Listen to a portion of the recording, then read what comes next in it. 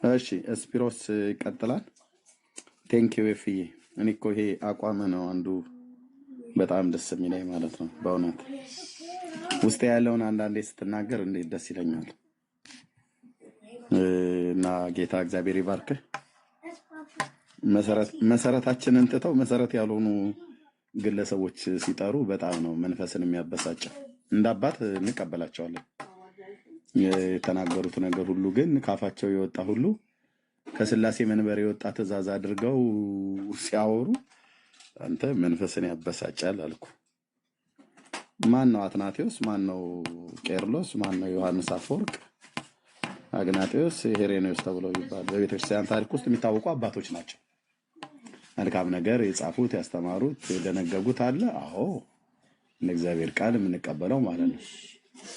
ግን እንኳን የተናገሩትን የተነፈሱትን ሁሉ ተቀበሉ ብለው ሲሉ ነው። እደግመዋለሁ፣ መንፈስን ያበሳጫል። አንተ ትውልድ እንዳትቀበል እንደዚህ እንዳሰማ ብራዘር፣ የተናገሩትን ሙሉ በሙሉ እያለን የማንተፋው የነ ጴጥሮስን መልእክት ነው።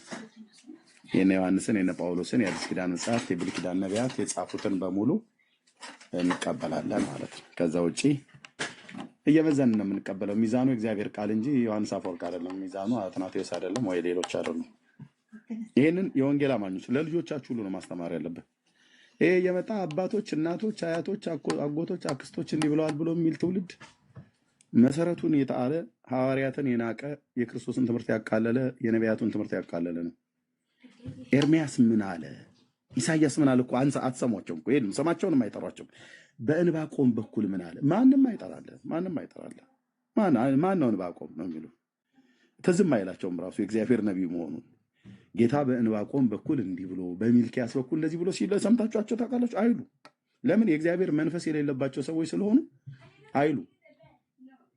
ካሉም እነዛ አባቶች ብለው የሚሏቸው ድንገት ሚልኪያስን ከጠቀሰው ነው። ሚልኪያስ ከዛ ውጭ ምንም 4 ምዕራፍ አለው፣ አንብቦትም አያውቅም። በቃ የኒቂያ ጉባኤ ላይ ይላል ዳሪያስ እንትን የኬልቄዶን ጉባኤ ላይ ዳሪያስ ብራዘር፣ እሱ በኋላ ላይ መጣ። በ3ኛ መቶ ክፍለ ዘመን 4ኛ መቶ ክፍለ ዘመን ላይ የተነሳ ስብሰባ ትጠራላችሁ ወንድሞች ናቶች። በጣም ስብሰባ ብለን ካል እንኳን የሐዋርያቱ ጉባኤ የሐዋርያት ሥራ መጽሐፍ ምዕራፍ 15 ላይ መጀመሪያው በኢየሩሳሌም የነበረው ጉባኤ ማለት ነው። እዛ ጋር የተደነገገ ድንጋጌ አለ፣ የተጻፈ ማለት ነው። ኦኬ፣ የኒቂያን ጉባኤ ያናናቀን አይደለም፣ እንቀበለዋለን። የምንቀበለው በጣም ወንደርፉል ሸጋ የሆነ ክሪድ ጽፈዋል። ግን እንደው ለሁሉ ነገር እንደዛ ጥሩ አይደለም። ኢየሱስ ምን አለ? እግዚአብሔር ምን አለ? ነቢያቱ ምን አሉ? ሐዋርያቱ ምን አሉ? ምን አስተላለፉ? የሐዋርያቱን ትምህርት እንዴት ባለፉት ትውልዶች በቤተክርስቲያን ታሪክ እንዴት አለፈ? እሱን እያጠራ ነው የምንሰማው። እኔ ለሰማይ ከምድር ቢደፋ የምሰማው ኢየሱስና መንፈስ ቅዱስ ነው። በአባቶች የተጻፈውን በሐዋርያቱ በነቢያቱ የተጻፈውን ከዛ ውጪ ማንም ከፖሊካርፕ ጀምሮ አለመቀበል መብቴ ነው።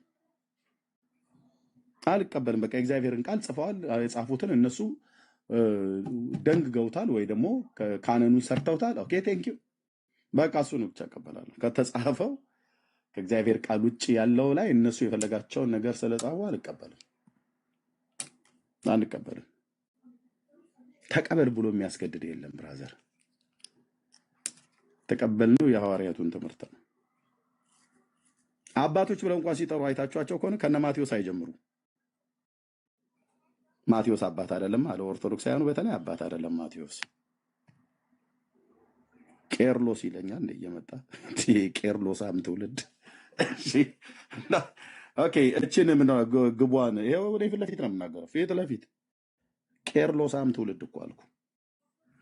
የሴት ብልት ሳመ ብሎ የተባለና እያበሻቀጡ የሚሰድቡትን ሰውዬ ከአፉ የወጣው ነገር ሁሉ ነውር የለበትም መጸጸት የለበትም ብሎ ሲል ቄርሎሳም ትውልድ እለዋለሁ ነው። አይመለከተኝ ብራዘር። እኔን የሚያስጨንቀኝ በጴጥሮስ በኩል መንፈስ ቅዱስ ምን አለ? መልእክቱ ላይ እንሄዳለን። የመጽሐፉ ባለቤት አለ አይደል እንደ ጌታ እግዚአብሔር መንፈስ ቅዱስ። በእርግጥ የለበት በእነሱ ውስጥ ስለሌለ ነው ብለው የሚሉት። እኔ ውስጥ ግን አለ አልኩ። እኔ ውስጥ ግን አለ። ለዚህ ነው ሳትሰለች መተህ የምትሰማኝ እዚህ አለ ጌታዬ መንፈስ አለ በውስጤ ያወራኛል፣ ድምፁን እሰማዋለሁ። የቃሉ ባለቤት እሱ ነው። በቅንነት የቃልህን ፍቻ አብራልኝ ብዬ ካልኩት ልጆችሽ ከእግዚአብሔር የተማሩ ይሆናል፣ የልጆችሽም ሰላም ብዙ ይሆናል፣ በጽድቅ ትታነጫለሽ ብሏል እና ያስተምርሃል። አስተምርሃለሁ ደግሞም በምትሄድበትም መንገድ እመርሃለሁ ብሎ ያለ ጌታ ያስተምራል። በቀነት ከአባቶችም እንማራለን፣ ከሐዋርያቱ በተጻፈው ማለት ነው። ከቀደሙን በእድሜም ከቀደሙን በቤተክርስቲያን ውስጥ ካለፉ አባቶችም እንማራለን። ግን በሙሉ ተቀበል። ዮሐንስ እንዲያፈወርቅ እንደዚህ ብሏል እንዴ? ጴጥሮስ ያላለውን ከስላለ ዳር ያዝለዋለሁ። ማን? ዮሐንስ አፈወርቅና ደቀ መዛሙርቱን ጠጋ ሲይዘዋለሁ። መንፈስ ቅዱስ ምን አለ? በቃ መንፈስ ቅዱስ ምን አለ?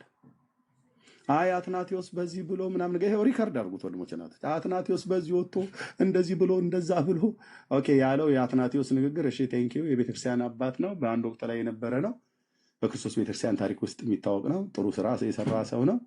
እና እሺ ምን አለ? አይ እንደዚህ ብሎ እንደዛ ብሎ በጴጥሮስ ለካዋለ። በጴጥሮስ ይመዘናል። በጴጥሮስ መልክ ይመዘናል አትናቴዎስ።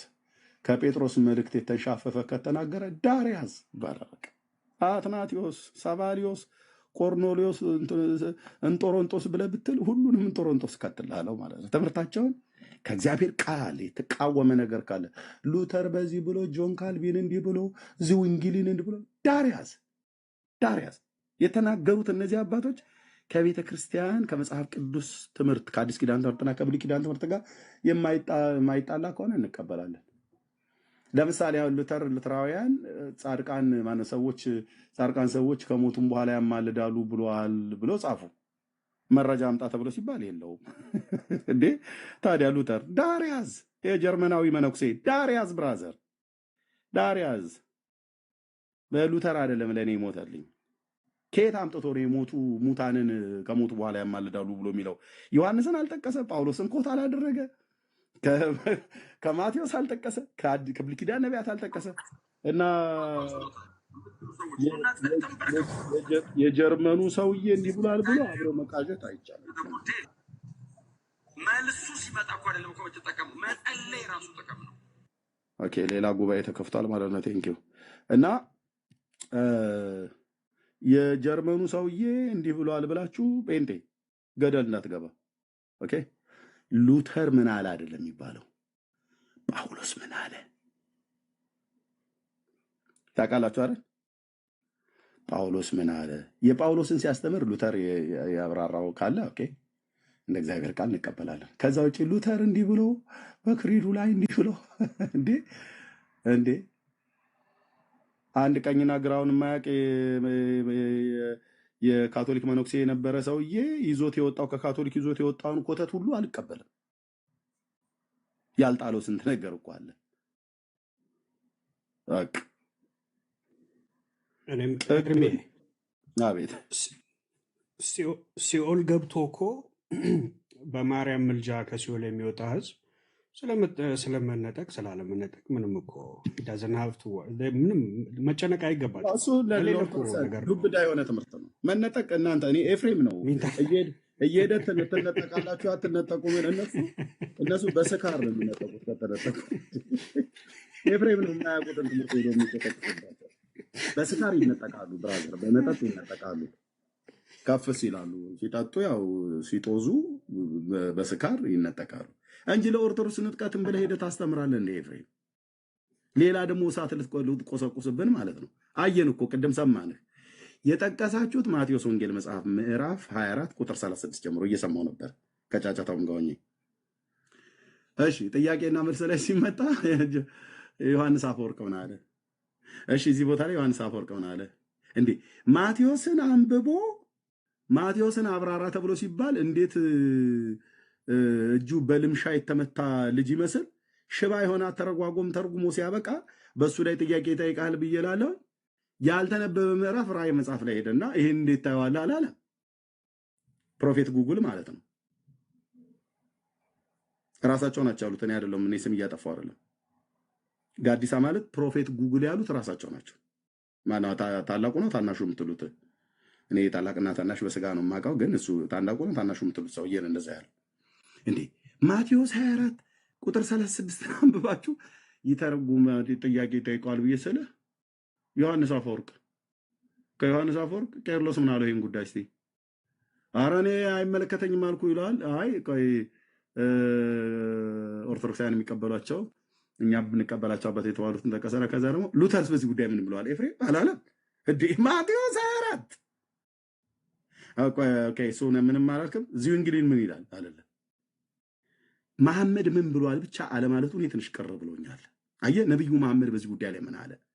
ምክንያቱም አንድ መንፈስ ስለሚናበቡ ማለት ነው። እኔ መሐመድን ብቻ ነው ያልጠየቀው። ኡስታዞቹ ሙሰፊሮቹ ይሄን ክፍል ምን አሉት ብሎ ይላል ብዬ እየጠበቅኩ ነበር። እንዴት ነው ያልተነበበ ክፍል አማን የተነበበን ክፍል አንበበ ዛው ላይ መጠየቅ ሲገባ ያልተነበበ ክፍል ኤፍሬምዬ ጌታ ኢየሱስ ይባርክ። ጌታ እግዚአብሔር ዘመን ይባርክ። እኔ ወንድም ባትሆን አይመለከተኝም አይመለከተኝም እንዴ ያለ ዮሐንስ አፈወርቅ እኔ አይኔ የማያይ አይነ ስውር የሆንኩ መንፈሳዊ ሰው አይደለሁም። የልቦናችን አይኖች በርተዋል። የክብሩ ወንጌል ብርሃን በልቤ ውስጥ ይበራ በርቷል። ይሄ ማለት አባቶችን እንቃለን ማለት አይደለም። ከአባቶችም እንማራለን። እናስ ደግሞ የቃሉ ባለቤት እግዚአብሔር መንፈስ ቅዱስ ያስተምራል። ለምሳሌ አሁን ስለ ንጥቀትና ስለ ነገረ ፍጻሜ በዚህ ጉዳይ ላይ ማን ይተናገራል? ማን ይተናገራል? እስራኤል የሚባል ህዝብ ስላልነበረ በቤተ ክርስቲያን ተተክታለች እያሉ ቅርሻታቸውን ሲያቀርሹ የነበሩ የቤተ ክርስቲያን አባቶች አሉ የነበሩት በካቶሊክ በኦርቶዶክስ የእግዚአብሔር ህዝብ ላይ ሲያቀርሹ አልኩ እኮ ይሄን የሚመጠናቸው ቃል አይሁድ የሚባል ህዝብ እስራኤል የሚባል ህዝብ እንደ ሀገር ስላልተቋቋመ ከዛሬ 76 ዓመት በፊት እኮ ነገረ ፍጻሜን እኮ ደፍሮ የሚያስተምር አልነበረም። ቢያስተምርም ደብሎ የሚሉት እስራኤል የሚባል ህዝብ የለም በቤተክርስቲያን ተተክታለች እያሉ ሲሉ እኮ ነው የነበሩ ናቸው። ገለባ ሁሉ ማለት ነው።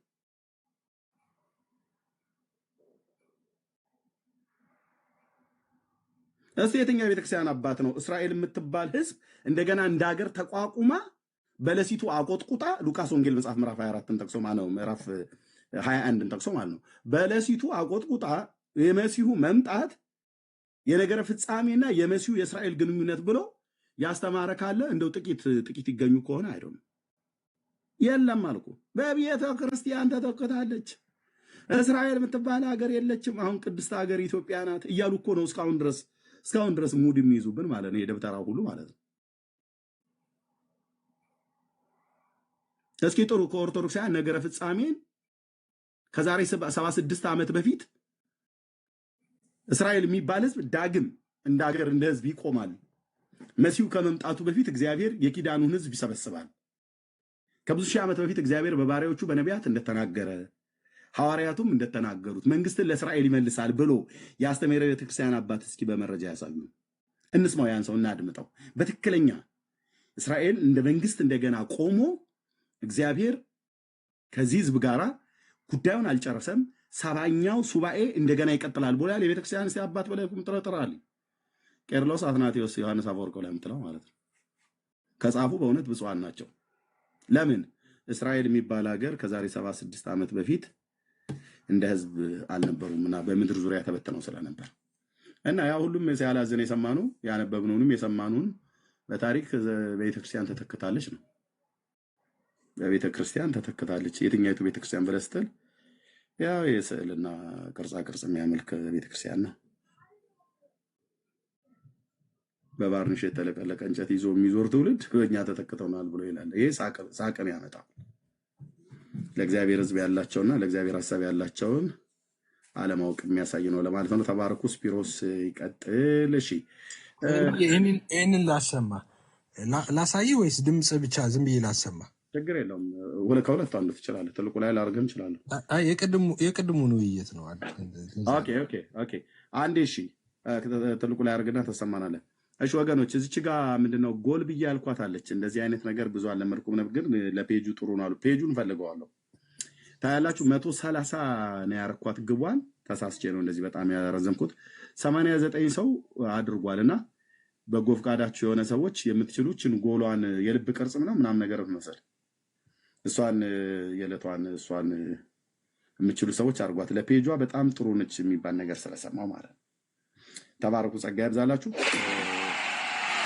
መቀጠል እንችላለን። የተወሰነ ደቂቃዎችን መቀጠል እንችላለን። እሺ ተባረኩ። እሱን እያረጋችሁ የምታደርጉ ሰዎች ቶሎ ቶሎ እያረጋችሁ የልብ ቅርጿን ይህንን ብቻ ላሰማ ነው። መጀመሪያ ላይ ኢየሱስ የሚለውን ስም ጥያቄ የኔ የምጠየቀው ነው የምከፍተው። ቆይ ድምፅ ጨምርበት። ዲስፕሊን ያደርጋል በካውንት ዳውን። እሺ ማቴዎስ 24:36 ለንጥቀት ነው ብሎ የፈታ የቤተክርስቲያን አባት አለ። ኢየሱስ በቀጥታ ስለተናገረ ማን ይፍታው ማን ከዛ በኋላ ሪፈር ማድረግ ችግር የለውም። ወደሚቀጥለው ጥያቄ መልስ የለም። ታች ያላችሁ ሰዎች በደንብ አስተውሉ። አንድ የቤተክርስቲያን አባት ከመጀመሪያው ክፍለ ዘመን ጀምሮ ለንጥቀት ነው ብሎ የፈታ አለ ብዬ ጠይቄው ነበረ። ሄዶ ኢየሱስ ይላል። የክርስቶስ ኢየሱስን ንግግር ያለመረዳት ችግር እንደሆነ አስተውሉ። ሁለተኛ ኢየሱስ ነው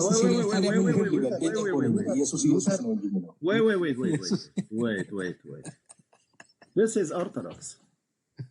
ኢየሱስ ይላል። ምን አለው?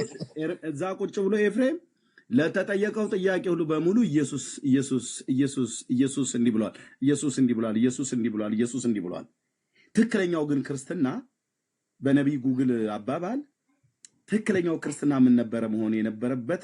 እንደሱ አባባል አግናጢዮስ፣ ሄሬዲዮስ፣ መቃሪዮስ፣ ሱሱኒዮስ እንደዚህ ስትል ነው።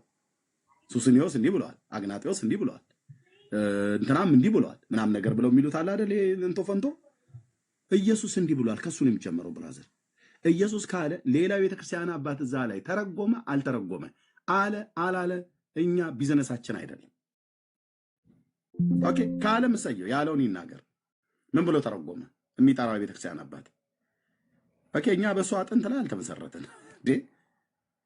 ከአብ ልጅ ከኢየሱስ ክርስቶስ አፍ የወጣው ቃል ምንድነው? አለቅ። ኦርቶዶክሳውያን ስታዩኝ ያልኩ ሳታዩ ደምህ ነው የሚንተከተከው ብራዘር። ከታች የምትንጨረጨር ሁሉ ገብተህ ፊት ያትቆምም። እንደዛ እንደ መተተኛው ልጅ ወገባ ገዳ ስለሚሰበር ማለት ነው። እንደ መተተኛው ልጃችሁ ማለት ነው። አስደግሞ መጥቶ ሊጨፍር ነበር አይደል? እባቡን ነው ውስጡ ያየሁትኝ። ቀና ብላ አይኔን እያየህ አውራኝ ብያልኩት ማለት ነው። እናንተ አታውቁም በዛ ሰዓት ምን እንደሆነ እባቡን። ኦኬ እታች በኮሜንት መንጨርጨር ትችላለህ፣ ገብተህ ግን አታወሩም ለማለት ነው። እሺ ኢየሱስ እንዲህ አላልከው። አየህ ዋናውን ጠራህ። ይሄ ደግሞ ለኦርቶዶክሳውያን ያበሳጫቸዋል። ቀጥለው ቀጥሎ ስምንት ጥያቄ ተጠይቅ። እሺ አይ እኔ መጀመሪያውን ገርሞኝ ስለነበር ዝም ብዬ ነው መጀመሪያውን የከፈትኩልህ። አይ ዝም ብዬ በቃ እኔ የተጠየቁትን ሙሉን ልክፈትላቸው። ይቅርታና ድገመው እስቲ ያለውን ነገር ኢየሱስ ሚለውን ብቻ ነው እንትን አልከው። ኢየሱስ ይለውና የራሱን ለመናገር የሚል ነገር አለ እኮ። እኔ ኢየሱስ ራሴ እኔ ነኝ እንደ መጽሐፍ ቅዱስ ነው የጻፍኩት። ልክ እስላሞችም ኢየሱስ ክርስቶስ እኮ ከአብ አንሳለው ይላል። እሺ ይላል። ስለዚህ ኢየሱስ ብሎ ከአብ አንሳለው ሲሉ እንዴት ነው የምናስረዳቸው? እዚህ ጋርም ኢየሱስ ትላለ የራሱ ሙስሊሞቹ እንደዛ ሲሉ እንዴት ነው የምናስረዳቸው? እኛ ገባኝ። ጋዲሳ ምንድን ነው አይደለ? ስፒር ትክክል እኮ እኔ አብ ይበልጣል ይላል። እንደሱ ሲሉን አሁን ሙስሊሞቹ እኔን አሁን ብዙ ጊዜ ጠይቁኛል ሙስሊሞች እንደዛ ብለው እንደዛ ሲሉ እንዴት ነው የምናስረዳቸው?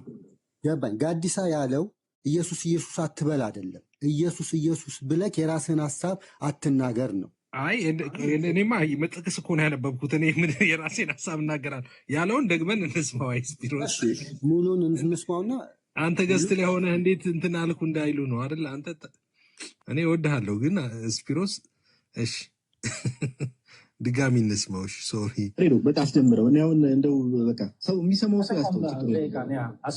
አሳንድ ሚኒት ላይ ነው ቆምኩት። ጀምር። እሺ አስጀምረው። ካውንት ዳውን። እሺ ዲስፕሌይ እንዲያደርጋል ካውንት ዳውን። እሺ ማቴዎስ 24:36 ለንጥቀት ነው ብሎ የፈታ የቤተክርስቲያን አባት አለ። ኢየሱስ በቀጥታ ስለተናገረ ማን ይፍታው ማን ከዛ በኋላ ሪፈር ማድረግ ችግር የለውም። ወደሚቀጥለው ጥያቄ መልስ የለም። ታች ያላችሁ ሰዎች በደንብ አስተውሉ። አንድ የቤተክርስቲያን አባት ከመጀመሪያው ክፍለ ዘመን ጀምሮ ለንጥቀት ነው ብሎ የፈታ አለ ብዬ ጠይቄው ነበረ። ሄዶ ኢየሱስ ይላል። የክርስቶስ ኢየሱስን ንግግር ያለመረዳት ችግር እንደሆነ አስተውሉ። ሁለተኛ ኢየሱስ ይላል። ታዲያ ምን ልበል? ጴንጤ እኮ ነኝ። ኢየሱስ ነው እንጂ ነው። ሉተር ይህንን ክፍል ለንጥቀት ብሎ ፈቱታል። አይ እኔ ሉተርም ሌሎቹም ማናቸውም እኔ ቼክም አላረኩም። ኢየሱስ በቀጥታ ሉተር ስለነገረኝ ኢየሱስ ለንጥቀት ብሎ ፈቶታል ይሄንን ክፍል። ኢየሱስ ለንጥቀት ነው ካለ ምን ያደርግልኛል? እሺ ታች ያላችሁ ሰዎች በደንብ አስተውሉ። ሁለተኛ ጥያቄ ሉተር የፕሮቴስታንቲዝም አባት የሚባለው የፕሮቴስታንት ሼፐር በደንብ በጥንቃቄ ስሙት። ይሄንን ካልቸር ነው እኔ በነገራችን ላይ ማምጣት የምፈልገው ሶሻል ሚዲያ ላይ ማለት ነው። በጣም ብዙ እንትን ሄደናዋቸዋል፣ የእኛም ሰዎች ተባብረዋቸው ማለት ነው። ስሙት፣ ሙሉን ጥያቄውን ነው የምከፍትላችሁ። ዋናዎቹ ከሚባለው ሉተር ይህንን ክፍል ለንጥቀት ብሎ አልፈተውም። ይህንን ክፍል በፍጹም እንደዛ ብሎ አልፈተውም። የፕሮቴስታንት ዋና ኢየሱስ ነው ሉተር አለ። ጆን ካልቪን ችግር የለውም። ጆን ካልቪን ይህንን ክፍል ለንጥቀት ብሎ ፈቶታል። እኔ እንዳልኩ ኢየሱስ ብሎ ኢየሱስ እኮ ብሎታል እኮ አልኩ። ኢየሱስን ትምህርት የተቀበልኩት ነው። ስሙ በደንብ እሺ። ጆን ካልቪን ሌላኛው የፕሮቴስታንቲዝም ዋና ሼፐር የሚባለው ጆን ካልቪን ይህንን ክፍል እንደዛ ብሎ አልፈተውም። እሺ ኤርሊክ ዙዊንግሊ ይህንን ክፍል ለንጥቀት ብሎ ፈቶ ብለህ ነው የምታወራው። ዙዊንግሊ ማናቸውም እንደፈለግክ በል የፈለጉት ሰዎች አይፍቶች ከፈለጉ እኔ ኢየሱስ በቀጥታ የተናገረውን በቀጥታ ጥያቄ መልስ። ይህንን ክፍል ዙዊንግሊ ለንጥቀት ብሎ ፈቶታል። ኢየሱስ ፈቶታል። ታች ያላችሁ ሰዎች በደንብ አስተውሉ። ባይዘው የለም እንዲህ የሚባል ሸቶም ፍሬ። አራተኛ ጥያቄ መካነ ኢየሱስ ዛሬ ያለችው መካነ ኢየሱስ ቤተክርስቲያን ይህንን ክፍል ለንጥቀት ነው የምትፈታው? ኢየሱስ ለንጥቀት ነው ብለዋል። እኔ ማንም ከዛ በኋላ ቢፈታው ባይፈታው ጉዳይ ጎሄድ እሺ ችግር የለውም። እሺ ቀደም ያሳየው ክፍል ላይ ልምጣ። ማቴዎስ 24:31 ላይ የሚቀሩት እሺ በደንብ አስተውል። ማቴዎስ 24:31 እሺ ላይቭ ከነሱ ፔጅ ላይ ስለከፈትኩት ይቅርታ ጠይቃለሁ። ማስታወቂያ ሲገባ ማለት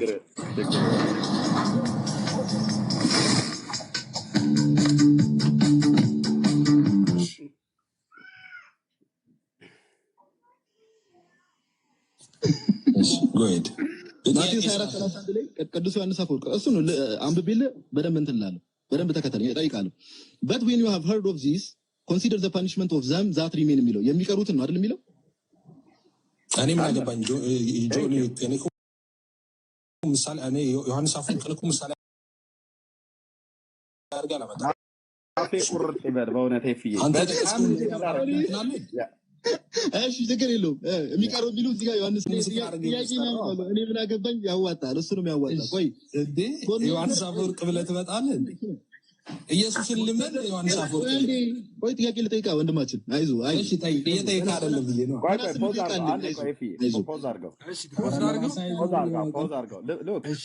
የአነበቡትና የተነጋገሩት ማቴዎስ ወንጌል መጽሐፍ ምዕራፍ 24 ከቁጥር 36 ጀምሮ ነው። ሲነበብ እየሰማው ነበር እንዳልኳችሁ ከልጆች ጋር በጫጫታ ውስጥ ሆኜ ግን እየሰማው ነበር። በደንብ አቴንሽን ሰጥቼ እየሰማው ነበር።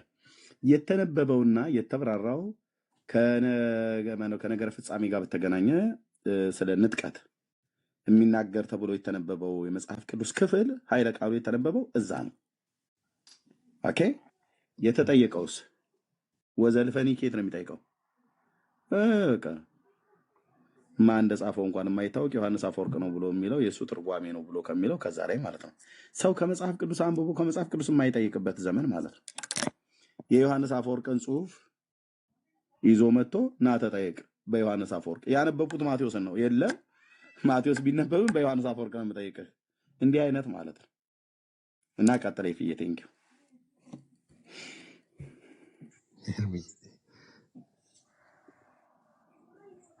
እንደውም ያሬድ አትጨምርለታለህ። ጥያቄ ላቅርብ። ኦፍ ዘም ዛት ሪሜን የሚለውን ጋይስ በደንብ አስተውሉ። ቅድም ላሳያችሁ የነበረው ማስረጃ ይሄ ነው። ይሄንን ክፍል ሊፈታው አልፈለግም። የሚቀሩት የሚለውን ነው። ኦኬ በደንብ for neither shall they suffer that former penalty only but this to end as above he said that they should say blessed is he that comes in the name of the Lord ካለ በኋላ so here that they shall mourn ያዝናሉ የተባሉት ኤፍሬም እዚህ ጋር የሚቀሩት ናቸው አይደለም? አይ እስካሁን ቅድም የዋሸውን ያላመጣህ አይደለም። ይሰበሰባሉ የሚሉት ይድናሉ የሚለውን ነው ያልከው። እስካሁን ሰዓት ነው ያዝናሉ የተባሉት እዚህ ጋር ያዝናሉ የተባሉት የሚቀሩት ናቸው አይደሉም?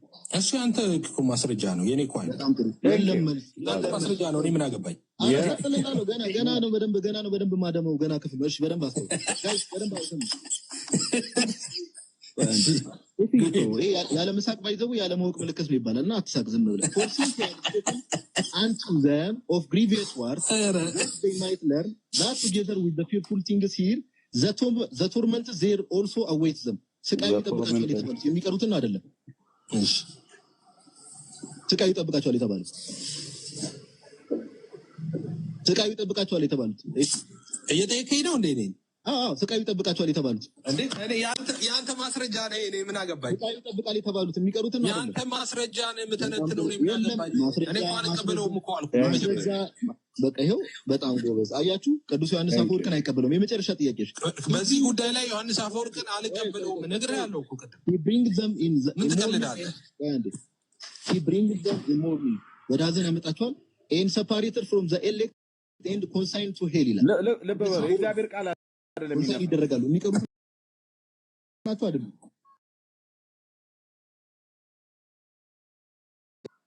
ወደ ሲኦል የተባሉት እያወራህ ነው ልብ በሉ የእግዚአብሔርን ቃል እያነበባሉ ሰውዬ ጻፈ ተብሎ የተባለው ማለት ነው አይ መጀመሪያ ባይጠይቀኝ ጥሩ ነበር መጀመሪያ ጠይቆኝ አልቀበለውም ብየው አሁን ማስረጃ ዮሐንስ አፈወርቅን ተቀበል ብሎ ያለ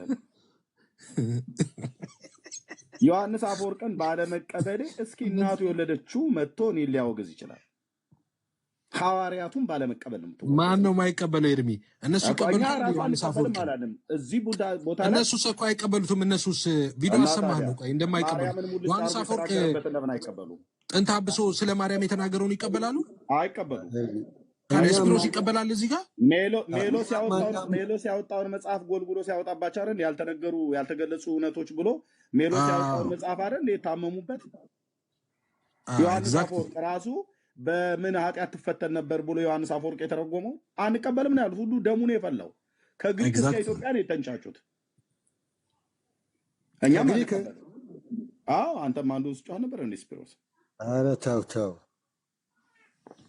ዮሐንስ አፈወርቅ ታዲያ ዮሐንስ ወንጌል መጽሐፍ ምዕራፍ 2 ላይ በገሊላ ቃና እቀበላለሁ ጎበዝ ለስፒሮስ ጭብጨባ እኛም ማናምነው ነገር ይሄ በጣም ያስመሰግናል እዛ ላይ ነው መልስ የምትሰጡት ድንግል ማርያም ለመናገር ሳይሆን ልክ የወደቀ ማንነት እንደነበራት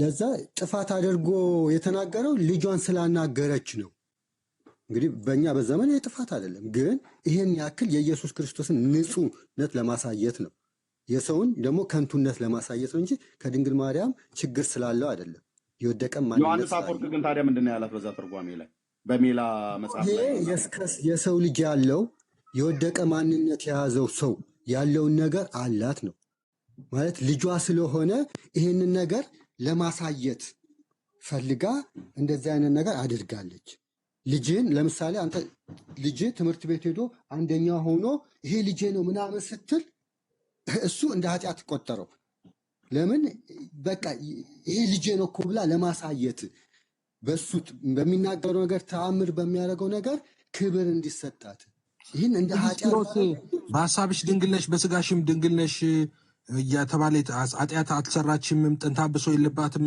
ኃጢአት ነው ሁሉ አንተ እናትህ በቃ ከሌሎቹ አንደኛ ስትወጣ ምናምን ይህንን ማሳየት ኃጢአት ነው እሺ አይ እንደዛ ከሆነ መጽሐፍ ዮሐንስ አፈወርቅ ምንድን ነው የሚለው ቆይ ቴዲ እናስገባ ነው ቆይ አንድ ሰው የሚወርድልን ሰው አለ አንድ ሰው ቆይ በማስረጃ እናወራለን ቆይ አንዱ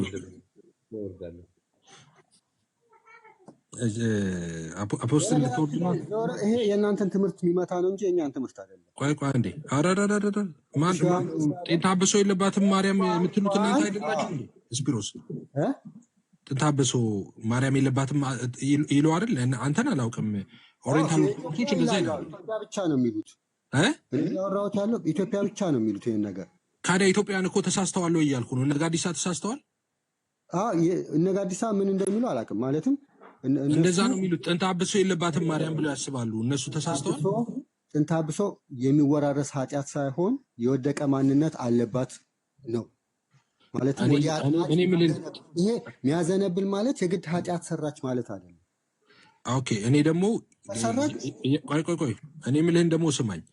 ማርያም ጥንተ አብሶ አለባት ኦሪጂናል ሲን አለባት ብለው አያምኑም። እሱ ታምናለህ? ጥንተ አብሶ ምንድን ነው? እሱ ላይ እንግባባ። ጥንተ አብሶ ነገር የሚባል ነገር የለም። በነገራችን ላይ ጥንተ አብሶ ማለት ኦሪጂናል ሲን ኦኬ የመጀመሪያው ኃጢአት ጭራሽ አዳም ቋንቋችሁንም የሰራው ኃጢአት ትክዳለህ ማለት እንዴ? እናንተን ቋንቋ የጴንጤ ቋንቋ ነው እንዴ? ጥንተ አብሶ ቆይ እሺ ቶ ኦሪጂናል ሲን አለባት ብለህ ታምናለህ እኮ ኦሪጂናል ሲ ማለት እኮ የመጀመሪያው ኃጢአት ማለት ነው። አዳም የሰራው እኮ አዳም የሰራው እሱ ኃጢአት አለባት። በዛ ምክንያት ማርያም ሰው ልጆቹ ላይ ሁሉ የመጣው መርገም አለባት ብለህ ታምናለህ? የቱ መርገም ነው የመጣው? ኢየሱስ ጌታ ነው። ሞት አለባት፣ ሞት አለች። እሱን ነው እኮ ሞት አይደለም እርግማኑ በጠቅላላ አዳም ላይ የመጣው እርግማን። አዳም አልተረገመም። ተረገመ ካልክ እሱ አዳም ተረገመ። አልተረገመም። አልተረገመም። ኢየሱስ ጌታ በሱ ነው። ምክንያት ምድር ነው የተረገመችው። ኢየሱስ ጌታ ነው። አዳም አልተረገመም። እርግማኑን ባሳየ ሳውን የአዳምን ያሳየኝ። ኧረ ተው አንተ ልጅ ታፍራለህ። አላፍርም። ልማር ነው ረግረ የተባለው ሞትን ትሞታለህ የተባለው ማን ነው? ለመሬት ነው። ኤፍ ቆይ እኔ ያስጠላኝ እንትን እንድል አልፈልግም። ስፒሮስ አለ ታሳየኛለህ፣ እማራለሁ። እኔ ሁሉን አዋቂ ነኝ ብዬ አይደለም፣ ለመማርም ነው የመጣሁት። እሺ እንግዲህ እኔ እንደዚህ ከማል ቀጥታ ክፍሉን ክፈትና እሺ አሁን ቶፒኬን ቀየርክብኝ፣ ግን ላሳየ አዳም በቃ አልተረገመም። ቶፒኩን እናንተ ነው ወደዛ የወሰዳችሁት እኮ እኔ አይደለም። እኔ የገባሁት ኢየሱስ ክርስቶስ ምን ይላል? አንዴ እሺ አንዴ በቃ አሁን አንድ ጊዜ እንትኑ ላውጣልህና አዳም አልተረገመም ስላል ከአንተ የተነሳ ምድር ስለሚል ነው አንተ አዳም አልተረገመም የምትለው። አንድ ጊዜ ቆይ መጽሐፍ ቅዱስ እያወጣው ነው። አንድ ጊዜ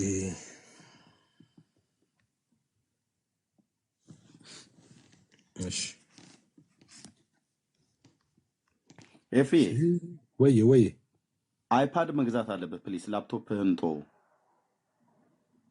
አይ እንትን ብዬ ነው እኮ ኖ አይፓድ ነው አይፓድ አይፓዱ ነው ለመያዝም ይመቻል። አይ ቲንክ አንድ ቦርሳ አይፓድ ይቻላል ፎቶ ላይ። አይፓድ ጥሩ ሳምሰንግ ነኝ ያውን አንድሮይዶቹ አሉ አይደል? አይፓድ ላይ ለፓድ ነው እንትን ያልኩት እኮ ለፓድ አይፓድ ላይ ይሄ አይፓድ ነው። አይፓድ ነው እኮ ናይስ ያ የአይፓድ ነው። እንትን ባትሪ ብዙ ጊዜ ፎንቱንም ቻርጅ ከፍ አላደረገውም እና ለዛ ነው እንትን ምለው። ፎንቱንም ከፍ አድርገው። አንዳንዴ ከኮምፒውተር ላይ ሰዎች ሲከፍቱ እሺ ለማንበብ ራሱ ወደዛ ወደ ግራ ወደ ቀኝ ምናምን ነገር ያደርጉታል። አይፓድ ግን በጣም ናይስ ነው። እሺ ይሄ አለኝ። አይ ቲንክ የተሻለ ደግሞ እንትን ሊል ይችላል። አዎ ከዚህ የተሻለ ደግሞ እንትን ካለ አፕግሬድ ማድረግ ካለብኝ እንደዛ አደርጋለሁ። ፈጣን አይደለም ይሄ ብዙ ሃርድ እንትኑ ጂቢው ትንሽ ስለሆነ ሃርድ ዲስኩ ያንተ ለዛም እኮ እናቴ የሚሆነው አይፎን እንኳን እኮ ሲወጣ እኮ መጀመሪያ ኤፍሬም ቤት ነው አሉ የሚያንኳኩት ለንደን ግዛን ብለው ማለት ነው። እሺ ስንት ጀምሮ ላንብበው? ዘፍጥረት 3 ጀምሮ ከየትም ማንበብ እንዳለብኝ ከ11 ጀምሮ ላንብበው። ከ11 ጀምሮ ላንብበው። ስፒርዬ እግዚአብሔርም አለው ራቆትን እንደሆንክ ከ13 ልጀምር። እግዚአብሔር አምላክም ሴቲቱን ይህ ያደረግሽው ምንድን ነው አላት። ሴቲቱም አለች እባብ አሳተኝና በላው። እግዚአብሔር አምላክም እባብን አለው ይህን ስላደረግ ከእንስሳት ከምድር አራዊት ሁሉ ተለይተህ አንተ የተረገምክ ትሆናለህ አለው። እሺ 15ኛ በአንተና በሴቲቱ መካከል በዘሯ መካከል ጠላትነትን አደርጋለሁ። እሱ ራስን ይቀጠቅጣል፣ አንተም ሰኮናውን ትቀጠቅጣለህ ይላል። ለሴቲቱ አለ በጸነሽ ጊዜ ጭንቅሽን አበዛለሁ፣ በጭንቅ ትወልጃለሽ፣ ፍቃድሽም ወደ ባልሽ ይሆናል፣ እሱም ገዥሽ ይሆናል። እሺ 17 አዳምንም አለው የሚስትህን ቃል ሰምተሃልና ከእርሱ እንዳትበላ ካዘዝኩ ዛፍን በልታልና ምድር ከአንተ የተነሳ የተረገመች ትሁን፣ በሕይወት ዘመንህም በድካም ከእርሷ ትበላለህ ይላል። እሺ ስፒሩዬ እዚህ ጋር እየሰማኸኝ በትክክል ቅድም ያልኩ እሱ ላይ ነው አንተ የተሸወርከው። ከእርሱ እንዳትበላ ካዘዝኩ ዛፍን በልታልና ምድር ከአንተ የተነሳ የተረገመች ትሁን አለው። ኦኬ ምድር ከእሱ የተነሳ ምድር ተረገመች። ከዛስ በሕይወት ዘመንህ ሁሉ ለምድር አይደለም ለአዳም በሕይወት ዘመንህም ሁሉ በድካም ከእርሷ ትበላለህ። በድካም ነው ከእርሷ የሚበላው። ከዛስ እሾህና አሜኬላ ታበቅልብሃለች፣ የምድርን ቡቃያን ትበላለህ። ወደ መጣህበት መሬት እስክትመለስ ድረስ በፊትህ ወዝ እንጀራን ትበላለህ፣ አፈር ነህና ወደ አፈርም ትመለሳለህ። አየህ ግባተ መሬቱ ማለት ነው። ወደ ሞት ተፈረደበት እዚህ ጋር ማለት ነው። እርግማኑ ሞት ነው። ከላይ ጀምሮ በድካም መብላት ኦኬ ጥሮ ግሮ መብላት፣ በፊቱ ወዝ እንጀራ መብላት እና ወደ አፈር መመለስ የሁሉ እርግማን በሱ ላይ በአዳም ላይ መጣ ነው እኮ። ሞትን ቅድም እኮ ስልክ ሞትን ስልክ እሱን ብቻ አይደለም አልክና፣ አይ መጀመሪያ ስፒሮስ አይ ግን 14 ላይ ይሄ አሁን ያላልኩት ነገር አለ። ያነበበው ክፍል ምን ነካ? አልተረገመም እሱ መሬት ላይ ስፒሮስ ተሽኮ ብለኝ ነው ወደዚህ አይ 14 ላይ አለ። እሱን ልብ አላልኩትም ነበር። እግዚአብሔርም አምላክ እባብን አለው ይህንን ኦኬ፣ እባብን ነው ያለው ለካ 14 ላይ እባብን ነው ያለው። እባብን የተረገምክ ሁን ይላል። አዎ አዳምን ግን ምን አለው? አዳምን ኦኬ አዳምን ምንድን ነው ያለው? በህይወት ዘመን አንደኛው እርግማን ለአዳም ምን መሰለ? ሞት። በህይወት ዘመን ሁሉ በድካም በእርሷ ትበላለህ። ደክሞ ነው የሚበላው አዳም። ከዛ በፊት ደክሞ አይደለም፣ በድካም ሁሉ ነገር ስላለው ይሄ እርግማን ነው እና ምርቃት ነው። ኦኬ እርግማን ከሆነ ችግር የለም። ይሄ እርግማን ዛሬም አልተነሳም ማለት ነው። ለምን? አንተም ጥረህ ስለምትበላ አይደል? ኦኬ እንግዲህ አሁን ይህንንም ላስተምር ነው ማለት ነው። እሺ አይ ለማስተማር ሳይሆን እንዴት ነው እርግማን የምናየው? ለምሳሌ እሱን ላሳይ ነው። ሞትስ ካዲያ አሁን መሞት አቆምን እንደ ይኸውልህ ይሄኛው ቆይ እሺ ላውራም ስል ማታውቀው እንደማታውቅ ትጠይቃለህ። ላውራም ስል አፌ ላይ ትቆማለህ። እኔ ምን ላድርግ? መጀመሪያው ነገር ነበር ሞትን ስልክ አይ አይደለም እሱ ብቻ አይደለም አልከኝ። ሞትንም አላልክ እርግማኑም ሞትንም አላልክም እንጂ አንተ መሬት ተረገመው አዳም አልተረገመም እንኳን ያመጣኸውና እነዚህን እርግማን ብለህ ነው የተረዳከው። ቃሉ አይልም ተረገመ አይልም፣ ግን እንደሚሞት ይናገራል። ይህንን አንተ እርግማን ብለህ ነው የምታየው፣ እኔ ደግሞ በሌላ መንገድ ነው የማየው። ምርቃት ነው መሞቱና መሞቱ እርግማን ሳይሆን ምህረት ነው። ይሄ ጥሮ ግሮ ምህረት ነው። ሞት ምህረት ነው። ለምን መሰለክ? ለምን እንደሆነ ታውቃለህ? አይ በቃ እኔ ስፒራምደን ከቢኒ ጋር ከቢኒ እኔ ልጨርስና ሀሳቤ ተረዳ። ለምን መሰለህ? አዳም ባይሞት ኖሮ ክፋት ለዘላለም ይሆን ነበረ። አሁን ግን ሞት መሸጋገር ይሞታል። ባይሞት ኖሮ ክፋት ለዘላለም ይኖር ነበረ። እንደውም ምህረትን ነው እዚህ ጋር የሚያሳየው። ችግር የለም። ሞት ነው እርግማን። ሞት አለ አልተረገመም ስላልክ አለባት ባጭሩ አልተረገመም ስላልክ ተረግሟል። አሁን እኮ እርግማን ነው ትላለህ፣ አልተረገመምም ትላለህ። ተረግሟል ወይስ አልተረገመም? አዳም ተረገምክ አይለውም ቃሉ። ሞትን እርግማን ነው፣ ሴት ልጅ እንትን እርግማን ነው። እንደዚህ ብላችሁ ካመጣችሁ እናንተ እርግማን ብላችሁ ሰጣችሁት። እንደዛ እሱን እርግማን ካላችሁ ከእናንተ ጋር ነኝ። አረ ነው መጽሐፍ ቅዱስ ይፍታው። እሺ ኤፋ ገላትያ ምዕራፍ 3 አውጣለት በጌታ አያውጣ። አዲስ እያወጣው ነበር። ብዙ ክፍል እኮ ነው ያለው ቢኒዬ። እሺ ገላትያ 3 ስንት 3:14 ጀምሮ እናንብብለት እስቲ። 3:14 እሺ እንዲህ ይላል፣ የመንፈስን ተስፋ በእምነት እንድንቀበል የአብርሃም በረከት ወደ አሕዛብ በኢየሱስ ክርስቶስ ይደርስላቸው ዘንድ ወንድሞች ሆይ እንደ ሰው ልማድ ላለው የሰው እንኳን ቢሆን እርግጠኛውን ኪዳን ምንም አይንቅም ወይም አይጨምርም። ለአብርሃምና ለዘሩ የተስፋው ቃል ተነገረ። ስለ ብዙዎች እንደሚነገር ለዘሩም አይልም፣ ስለ አንድ እንደሚናገር ግን ለዘርህም ይላል። እርሱ ክርስቶስ። ይህንን እምላለሁ እያለ እዚህ ጋር ነው ቢንዬ። በእንጨት የሚሰቀል በእንጨት ላይ የሚንጠለጠለ የተረገመ ይሁን ተብሎ እንደተጻፈ ብሎ ይናገራል። ከላይ ጋቸው አትጥቀሱ። እሱ የሚናገረው በደል ሰርቶ ሮማውያን ስላጠቀሉት ነው። ከአዳም ጋር የሚገናኝ ነገር የለም። ኧረ ቆይ፣ ኧረ በጌታ ወንድም አለ። አይ ስራ ስላለኝ ነው የገባሁት፣ ለሌላ ነበር። ቀጥሉሽ አጠራ። በእንጨት የሚንጠለጠል የተረገመ ነው ተብሎ እንደተጻፈ አለ። ክርስቶስ በእንጨት ላይ ተንጠልጥሎ ከምን ነፃ ወጣ ነው የሚለው? ከእርግማን። ኦኬ፣ ያልተረገመ ነው እንዴ ከእርግማን ነፃ የሚወጣው? በእንጨት የሚሰቀሉት ምን ያደረጉ ነበሩ? አዳም በእንጨት አልተሰቀለም። እኛንን አይደል ነፃ ያወጣ? ምን ያመጣው ለምን ለማለት ነው? በእንጨት እኛንን አይደል ከእርግማን ነፃ ያወጣ? በእንጨት ተሰቀለ እያለ አይደለ? አዳም በእንጨት አልተሰቀለ። የሚሰቀለው ያጠፋ ነው። ማነው ነፃ ያወጣው? ማነው ነፃ ያወጣው ነው ጥያቄው ብራዘር። ነፃ ያወጣው ኢየሱስ ክርስቶስ ነው። በጌታ መሰቀል ነፃ ያወጣው ሳይሆን የወጣው የሰው ልጅ ነው በኢየሱስ ክርስቶስ መስቀል። ኦኬ ከእርግማን ነፃ ወጣው ሲል ምን እያለ ነው? የእርግማ የሚለው እግዚአብሔር ረገማቸው ነው። ከኃጢአት ከክፉ ስራ ሙታን ነበርን። እዛው ኤፌሶን እርግማን የለብንም እኮ ያልክ ነበር አንተ። አሁን እኮ ከእርግማን ነፃ ወጣው የሚለው አልረገመም ነው እንጂ እርግማን የለብንም አይደለም። ከእግዚአብሔር ሰው ሲርቅ የምን በሰይጣን እጅ ተይዞ ነበረ፣ ኃጢአተኛ ነበር። ይህንን እርግማን ካልክ ኃጢአት ይሰራል። አዎ የተረገመ ነው። ቅድም ስትሉ የነበረው ግን ስለ ሞትና ለመስራት ነበር። ኃጢአት እርግማን ኃጢአት ከሆነ እግዚአብሔር ኃጢአት ስሩ ብሎ አይደለም የረገመው። እንዴት እንደምትረዱ አላውቅም። ኦኬ ስለዚህ ምድርማ መኬላን ታበቅልባለች ሲለው እየመረቀው ነው። ምድርን ነው እኮ የኔ መጽሐፍ አይነበብላችሁ። ከጠቀሳችሁት የተሻለ ማንም ታረጉት ቅዱስ ላይ ራሱ ጌታ ስፒሮስ ሕፃን ልጅ ገና ስፒሮስ እየሰማ ነው። ኦርቶዶክስ የጻፈችውን ይህንን እያያችሁት ነው ወይ ነገር?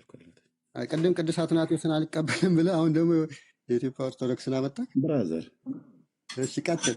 ኦኬ ምን እንደብሎ የሚለው የተሰመረው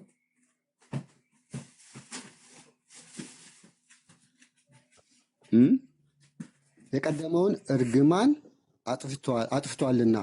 እሺ የቀደመው እርግማን የትኛው? ያው እዚህ ጋር ምን ይላል? የሰኞ ውዳሴ ማርያም ማለት ነው። ሰው የሰው ሁሉ ሰውነት ፈጽሞ ደስ ይላታል። በሰማይ እግዚአብሔርን ምስጋና ይሁን፣ በምድርም ሰላም ለሰው እርሱ በሚፈቅደው እያሉ ጮኸው ንጉሱ ክርስቶስን ከመላእክት ጋራ ያመሰግኑታል። የቀደመውንም እርግማን አጥፍቶልናልና የጠላት ምክሩን አፈረሰበት። ለአዳምና ለሔዋን የዕዳቸውንም ደብዳቤያቸውን ቀደደላቸው። በዳዊት ሀገር የተወለደ መድኃኒታችን ኢየሱስ ክርስቶስ አድመጠኝ።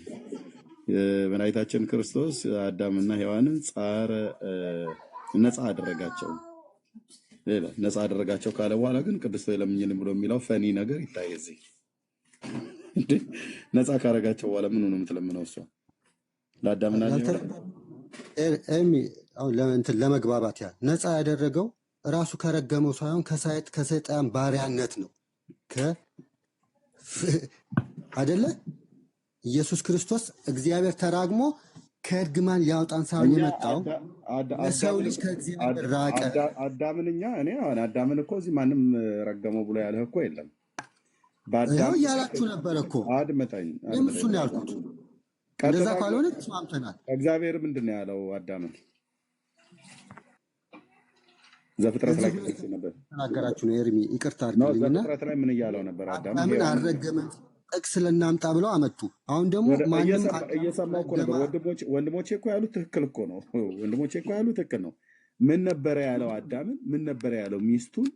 አዳም ተረገመ የሚል ቃል የለም፣ እርግማኑ ግን አለ ነው እያለ ያለው ኤርሚያስ። ስፒሮስ አዳም ተረግሟል አልተረገመም? ለምንድን ነው? እሺ በአዳም መርገም መጥቷል አልመጣም? እርግማኑን አሳየሁ እኮ። በአዳም እርግማን መጥቷል።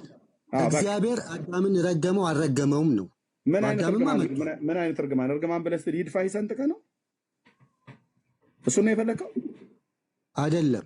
ለምሳሌ ትሞታለህ፣ ይድፋ ይሰንጥቀ ካልሆነ እርግማን ይድፋ ይሰንጥቀ አይነት ነገር ከሆነ ብለህ አይደለም። እንደዛ አላለውም። ግን በኃጢአት የመጣው እርግማን አዳምና ዘሩ ላይ አልደረሰም። የራሱ አዳም ላይ ዘሩ ላይ አልደረሰም። ደርሷል። በደንብ ነው የደረሰው። በቃ ፔሬድ እኔ ነገሩ እግዚአብሔር ጥፋተኛ አይደለም ማለት እዚህ እግዚአብሔር አይደለም። ኤፍኤም ትንሽ ስለማግ ወይም ቋንቋ ይሆናል ከኔ ማስረዳት ስለማልችል ይሆናል። እኔ እንጃ። እኔም እያልኩ ያለሁት አዳምን አልረገሙም። ግን አዳም ከእግዚአብሔር ከራቀ በኋላ መንፈስ ቅዱስን ካጣ በኋላ አንድ ጊዜ አንዳንዴ የምትሆንበት ነገር ነው። እኔ በጣም የሚገርመኝ ምክንያቱም ስፒሮስ አንድ ጊዜ ጥያቄ ልጠይቅ። እሺ ጠይቀኝ። ኦኬ እንደዚህ በህይወት ዘመን ሁሉ በድካም ከእርሷ ትበላለህ ይላል። ደክመ ነው የምትበላው ይለዋል። ይህ ምርቃት ነው እርግማን ነው? እርግማንም ምርቃትም አይደለም። እርግማን መብላት እንዴት ነው እርግማን የሚሆነው? ደክሞ መብላት እርግማን አይደለም? አይደለም። እውነት ነው። ካጠፋ በኋላ ከዛ በኋላ ደክሞ ነበር፣ ከዛ በፊት ደክሞ ነበር የሚበላው። ከዛ በፊት ደክሞ አይደለም፣ ሁሉ ነገር ነበረው። ከእግዚአብሔር ግንኙነትን ካጣ በኋላ ታዲያ ከዛ በኋላ ደግሞ ሲበላ እንዴት ነው ማንም አይሆነው? ልጨርሳ እንዴ? እሺ ልጨርሳ። እሺ ለምሳሌ ኢትዮጵያ እያለ ሁሉ ነገር ታገኛለህ። ስደት ስትወጣ ግን ሁሉ ነገር አታገኝም። ይሄ እርግማን አይባልም። ስለዚህ እግዚአብሔር ሲፈጥራቸው አንዴ አልጨረስኩም። እሺ ወደ ወጣበት እሺ ስለዚህ አሁን አዳም በድካምህ ትበላለህ የሚለው በፊት ወዝ እንጀራን ትበላለህ የሚለው እርግማን አይደለም ማለት። እሺ አፈር ነህና ወደ አፈር ትመለሳለህ፣ እርግማን ነው ምርቃት? እርግማን አይደለም። መጽሐፍ ቅዱስ እርግማን አይለውም። ሁለታችንም ስለዚህ ወስደን መሞት እርግማን አይደለም። አይደለም መሞት እርግማን አይደለም። እኔ እኮ ሞትም እንደዚህ እነዚህ እርግማን ናቸው የሚሉ የሉም። ስለዚህ ሞት እርግማን አይደለም። ሞት እርግማን አይደለም።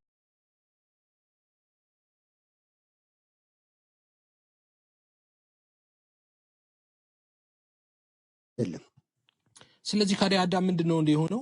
ሞት ነው እኮ የተፈረደበት አይደል እንዴ? አሶሩኛ እንዴ? አዳም ምንድነው የሆነው? ቆይ ትእዛዝ ሲተላለፍ አዳም ምንድነው የሆነው? አሶሩኝ። ካላሶሩኝ እየጠየኩ ነው እኮ አንተ ነው ማሶሩ።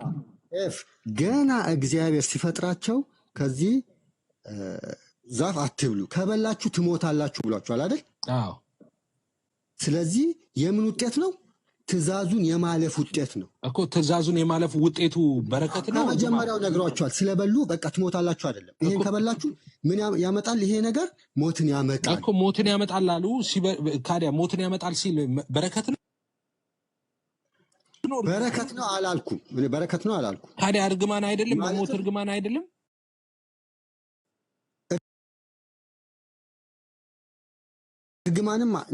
እርግማን ነው የሚለው የት ጋር ነው? አሳየኝ እስቲ እኔም እንድረዳ ይላል ቃሉ። መሞት መረገም አይደለም ወይ እኮ? እግዚአብሔር የቱ ጋር ነው ያለው? ቅድም እግዚአብሔር ያለውን ነው የምቀበለው ብላል አይደል? አሳየኝ እስቲ።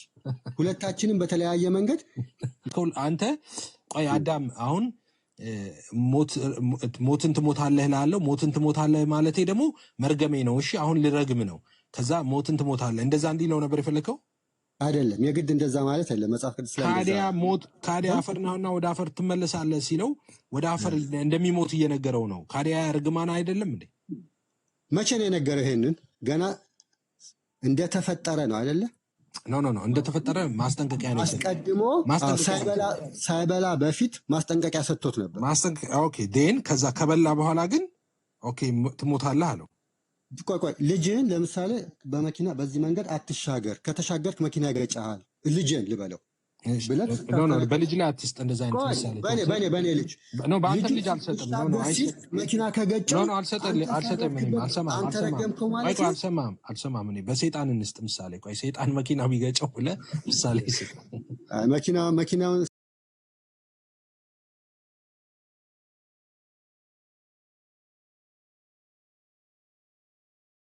ሰይጣን አይገጨውም። ሰይጣን መኪና ምሳሌ ነው። ምሳሌ ችግር የለውም። ምሳሌ ያጽጽ አይደል የምትሉት እናንተ? ችግር የለም። ግን ሞት እርግማን አይደለም ካልክ ከአንተ ጋር ካዲያ እንዴት ነው የምንግባባው? ወሰዳችሁት እንደዛ እንረዳለን ካላችሁ ችግር የለም። እና ሞት ጥሩ ነገር ነው? ምርቃት ነው? ምንድን ነው? አልገባኝም። እኔ ኮስፒሮስ እርግማን ነው መጽሐፍ ቅዱስ አይለውም። እሱን እንስማማ ነው። እርግማን ነው እንጂ ኦልሬዲ ሞትን መጽሐፍ ቅዱስ ይለዋል። መጽሐፍ ቅዱስ ሞትን ትሞታለህ ያልኩህ አዳም፣ ይሄ እርግማን ነው። እሺ ምርቃት አይደለም እንዲልህ ነው። ሞት እርግማን ነው ይላል ወይ መጽሐፍ ቅዱስ?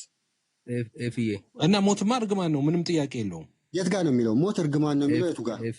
ኖት እሺ ዳንዬ ጎሄድ። እሺ ቴንክ ዩ። ኤስፒሮስ ቅድም ምን ሲል ነበር? ሞት ምርቃት ነው ሲል ነበር። እና ምርቃት የተባለበት ማስረጃ አንተ አልተጻፈም። እኔም እኮ እየተናገርኩ አለት ቀጥታ እንደዚህ አልተጻፈም። አንተ እንደዚህ ትረዳለህ፣ እኔ ደግሞ እንደዚህ እረዳለሁ ነው ያልኩት። ሙሉን አልሰማህም። የተጻፈ ያወራህ መስሎኝ ነው። በቃ አይደለም። አንተ እስካሁን እየነገርክ ካልተጻፈ በቃ ያልተጻፈ የአንተ ሀሳብ ነው። ከእናንተ ጋር ይሄንን እርግማን ካላችሁ እርግማን በምለን እንሂድ፣ ችግር የለብኝም። እርግማን አይደለም ምህረት ነው እኔ አይደለም ስትል ማለት ምርቃት ወይ ደግሞ ሞት በራሱ ከእግዚአብሔር ዘንድ የሆነ እንደ ሽልማት አይነት ነገር ከሆነ ማስረጃ ስጠን። መጽሐፉ እንደዚህ አይነት ትምህርት ስለሌለው ማለት ነው። ሶ አንተን ሐሳብ የሚያስረዳ መጽሐፍ ቅዱሳዊ ግን በኃጢአት ኮንሲኩዌንስ የመጣ እንደሆነ እኮ ሞት ያስታውቃል አይደለ? እኔም እሱን ነው እኮ እያልኩ ያለው። ስለዚህ በኃጢአት በአለመታዘዝ የመጣ ነው። እግዚአብሔር ረግሞት ሳይሆን ሰው ትእዛዙን ስላልጠበቀ በራሱ ላይ ያመጣው ነው እኮ። ቀደም ተሳስቼ ነው በላ። ስለዚህ ሞት ምርቃት አይደለም ማለት ነው አይደለ? ምርቃት ሳይሆን ምህረት ነው ያልኩት። እሱንም ያልኩበትን ምህረት ማለት ስለሞተ ምህረትን ነው ያገኘው እያልከን ያለው አይደለም። ምህረት ማለት ባይሞት ኖሮ ሙሉ ሐሳቡን እንትን ተረዷ። በነገራችን ላይ ይሄ ሁሉም አባት ጋር ይገኛል። አባቶችን ቅድም እንደዛ ስላላችሁ አለመጥቀስ ነው እንጂ ምንድነው የሰው ልጅ ባይሞት ኖሮ ይሄ ጥፋት ወይም ኃጢአት የዘላለም ይሆናል ለዘላለም። አሁን ግን ሞትን ምንድነው መሸጋገሪያ ያደረገው። ጌታ መጥቶ ሞት አይደለ? ስለተረገመ ነው እንደ ሞተው። ጥያቄው አሁን እሱ አይደለም። ጌታ ከዚህ ነገር ሊያወጣል። ጥያቄው እሱ አይደለም። ሰዎች በኃጢአት ምክንያት የሚሞቱት ሞት ከእግዚአብሔር ዘንድ ምህረት ነው አይባልም። ማስረጃ ካለ እንስማውና መጽሐፉን ገልጣ አሳየን። በኃጢአት ምክንያት ሰዎች ስለሞቱ የእግዚአብሔርን ምህረት አገኙ የሚል የለም ማለት ነው። ሞት ኃጢአት ነው ዳኒ? እዚህ ላይ ጠይቀኝ። አሁን ያንተ ነው እየጠየቅኩ ያሉት። ካለ አሳየን። ሞት ኃጢአት ከሆነ ኢየሱስ ክርስቶስ ተሰቅሎ ዛሬም ሰው ይሞታል፣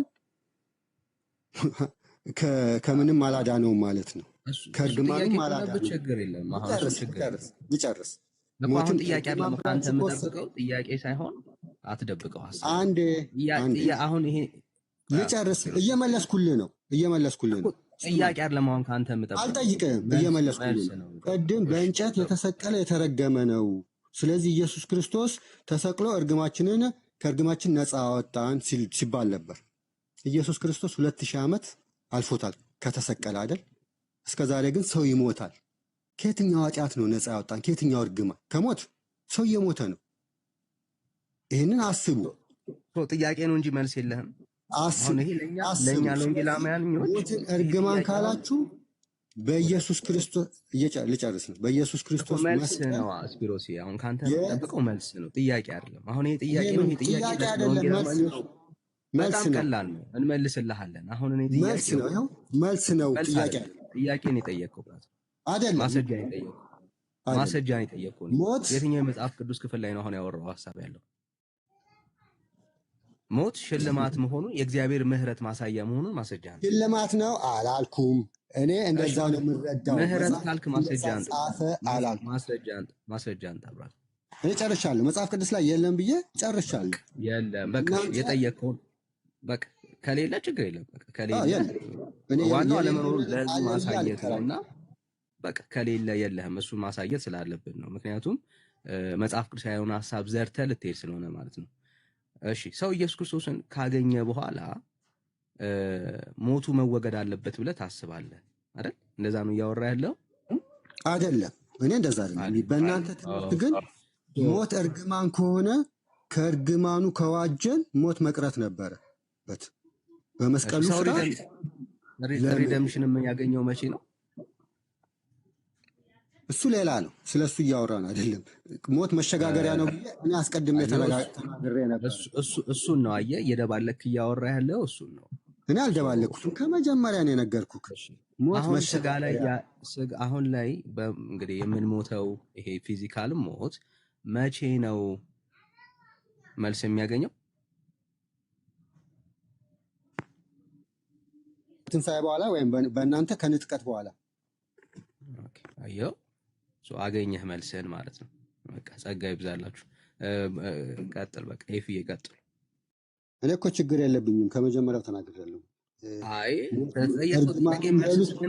አሁን ጥያቄ ለመፍጠር ነው የሞከርክ ያለኸው ስፒሮስ። ሰማሁህ እኮ ሞትን እርግማን ምን በሉት የፈለጋችሁትን በሉት፣ ቋንቋ ነው ይሄ። አንድ ነገር ለመግለጽ እንትን መጽሐፍ ቅዱስ ግን አይለውም። እሱን ነው እኔ እንትን ማተኩረው። ያንተንም አይለውማ ወዳጅ፣ ያንተን አይለውም። ግን የኛን ይኸው ሞት ግን በኃጢአት ምክንያት ስለመምጣቱ መጽሐፍ ቅዱስ ያሳያል። ሶ አሁን ላይ በኃጢአት ጌታ ምክንያት ቆይ መጣ አንዴ እንጂ በእግዚአብሔር እርግማን መጣ አይልም። ኃጢአት ስለሰራ መጣ ነው።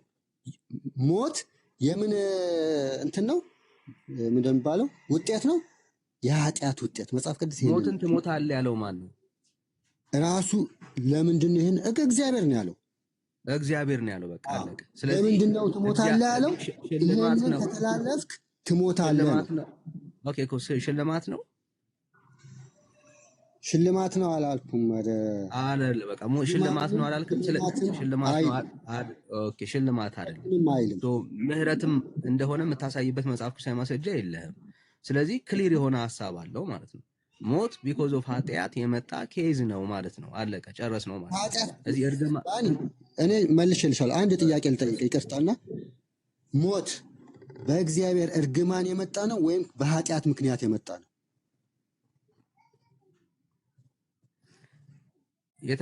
ኮንደምኔሽን ነው አይደል? ከእግዚአብሔር ዘንድ አንድ ሰው ኃጢአት ሲሰራ ሲበድል ሞት እግዚአብሔር ስለተራገመ የመጣ ነው ወይም ሰው ስላጠፋ በዛ ምክንያት ነው የመጣው? እንዴ ስላጠፋ ጥፋቱን ተከትሎ ነው ሁለቱም የሚመጣው፣ እርግማንም ሞትም የሚመጣው። ምንድን ነው የምታወራው? ስለዚህ አትብላ ብሎ አስጠንቅቋል። ስለበላ ይሄ ነገር ሞት መጣ። መጀመሪያም እኮ ሞትን ሜንሽን አድርጎለት ነበረ። በበላ ቀን ሞትን ትሞታለህ ብሎት ነበረ። ትክክል። ስለበላ ሞተ። ራሱ ላይ ነዋ ያመጣው አይደለ? እግዚአብሔርን ቃል ባለመጠበቁ ባለመስማቱ በራሱ ላይ ያመጣ ነው አይደል? ሞትን እግዚአብሔር አይደለም ያመጣበት። ሞት እግዚአብሔር አይደለም ያመጣበት ስትል እግዚአብሔር ኦልሬዲ ቅድሚያ አስቀድሞ እንግዲህ ምርጫ ሰጥቶታል፣ እንዳትበላ ብሎታል፣ አስጠንቅቆታል፣ ትእዛዝ ሰጥቶታል። በበላህ ጊዜ ግን ትሞታለህ ብሎታል። በላ፣ ሞተ። እግዚአብሔር ሰውን የፈጠረው እንዲሞት አይደለም፣ ግን እንዲሞት አልፈጠረው። ይህንን ካደርግ ውጤቱ ይሄ ነው ብሎ ያለ የተናገረው። በቃ እሱን ነው እኮ የምለው። እኛ እኮ ውጤቱን እርግማን አይደለም አልክ አንተ፣ በረከት ነው አልክ። እኛ ደግሞ እርግማን ነው እያልን ነው። ውጤቱ የመጣው እግዚአብሔር ተራግሞ ሳይሆን የሰው ልጅ ከእግዚአብሔር ትእዛዝ በመራቁ ነው። የኃጢአት ውጤት ነው እኮ። በትእዛዝ በመራቁ ደግሞ እግዚአብሔር ደግሞ ረገመው። እግዚአብሔር ከመጀመሪያው እኮ ስትበላ ትሞታለህ ነው ያለው። ሲበላ ትሞታለህ አይደለም፣ ገና አስጠንቅቆታል እኮ። ከበላ በኋላ መጥቶ እግዚአብሔር ምንድን ነው ያለው ነው እኮ። በፊት ያለውን ነገር ከእንደገና ደገመለት። በቃ እኮ እሱን ሲለው በቃ እሱ እርግማን ነው ነው። እኛ ደግሞ እርግማን ነው፣ አንተ ደግሞ እርግማን አይደለም ነው የምትለው። ቃላት ላይ አንጫወት፣ ሀሳቡን እንያዘውና በቃ እንቀጥል። እሺ አሁን እኛ ትልቁን ነገር እንትን አልከን አውቀህ ስፒሮስ እንደዚህ የምታደርገው ነገር እኔ የገባሁት እንደውም ለዛ ነው። እኔ አይደለሁም ወደዛ ያልኩት፣ ወደ ድንግል ማርያም ወደ ማርያም ዮሐንስ ወደ ማርያም ድንግል ማርያም እርግማን አለባት የለባትም የሚለው ላይ ሞትን እርግማን ካላችሁ በእናንተ ሞትን አይደለም ሞትን አይደለም፣ ጠቅላላ የአዳም እርግማን ሰዎች ላይ ሁሉ እንዳለ ሁሉ ማርያም ላይም አለ ወይ ነው አሁን ጥያቄው ለአንተ እኮ። ሞት ነው እኮ አንዱ ሞት ነው። አንዱ አትቸርችረው ጠቅላላ ዝርዝር ሀሳቡን ሳይሆን ብቻ በሰው ላይ የመጣው በአዳም ምክንያት የመጣው መርገም ማርያም ላይ አለ የለም ወይ ነው።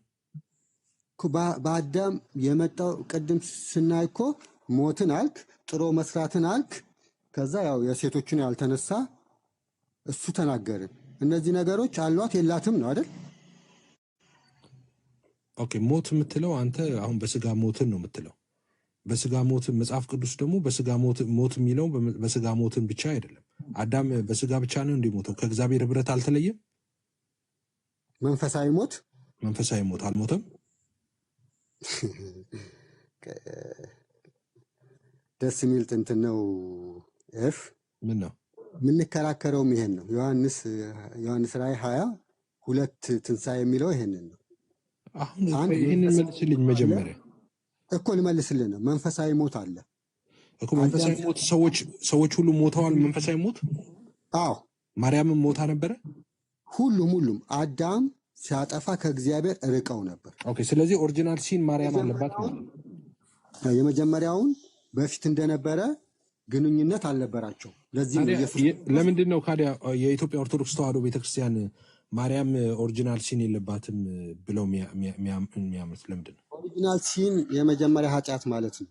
የመጀመሪያ ኃጢአት አለ የለም አይባልም። አለ ኦሪጂናል ሲን ማለት በቃ በአዳም ምክንያት ማርያም ይሄ ያላት በአዳም ምክንያት ኦሪጂናል ሲን ማለት በአዳም ምክንያት የመጣ ሰዎች ሁሉ ጋር የደረሰው ኃጢአት ማለት ነው። በአዳም አለመታዘዝ አይደለም የደረሰው እሱ ነው። አዳም ስላጠፋ በቃ ያ በደል እኛ ጋር ደረሰ አይደለም፣ ውጤቱ ደርሷል፣ ሁሉም ጋር ነው። ወደ ኃጢአት ማዘንበል አይደለም፣ እንደሱ አይደለም የሚለው መጽሐፍ ቅዱስ አይደለማ። ኧረ መጽሐፍ ቅዱስ እንደዛ አይልም። ደርሷል መጽሐፍ ቅዱስ እንደዛ አይልም። እንዴት ነው የሚለው? አንተ እንደምትለው አይደለም የሚለው።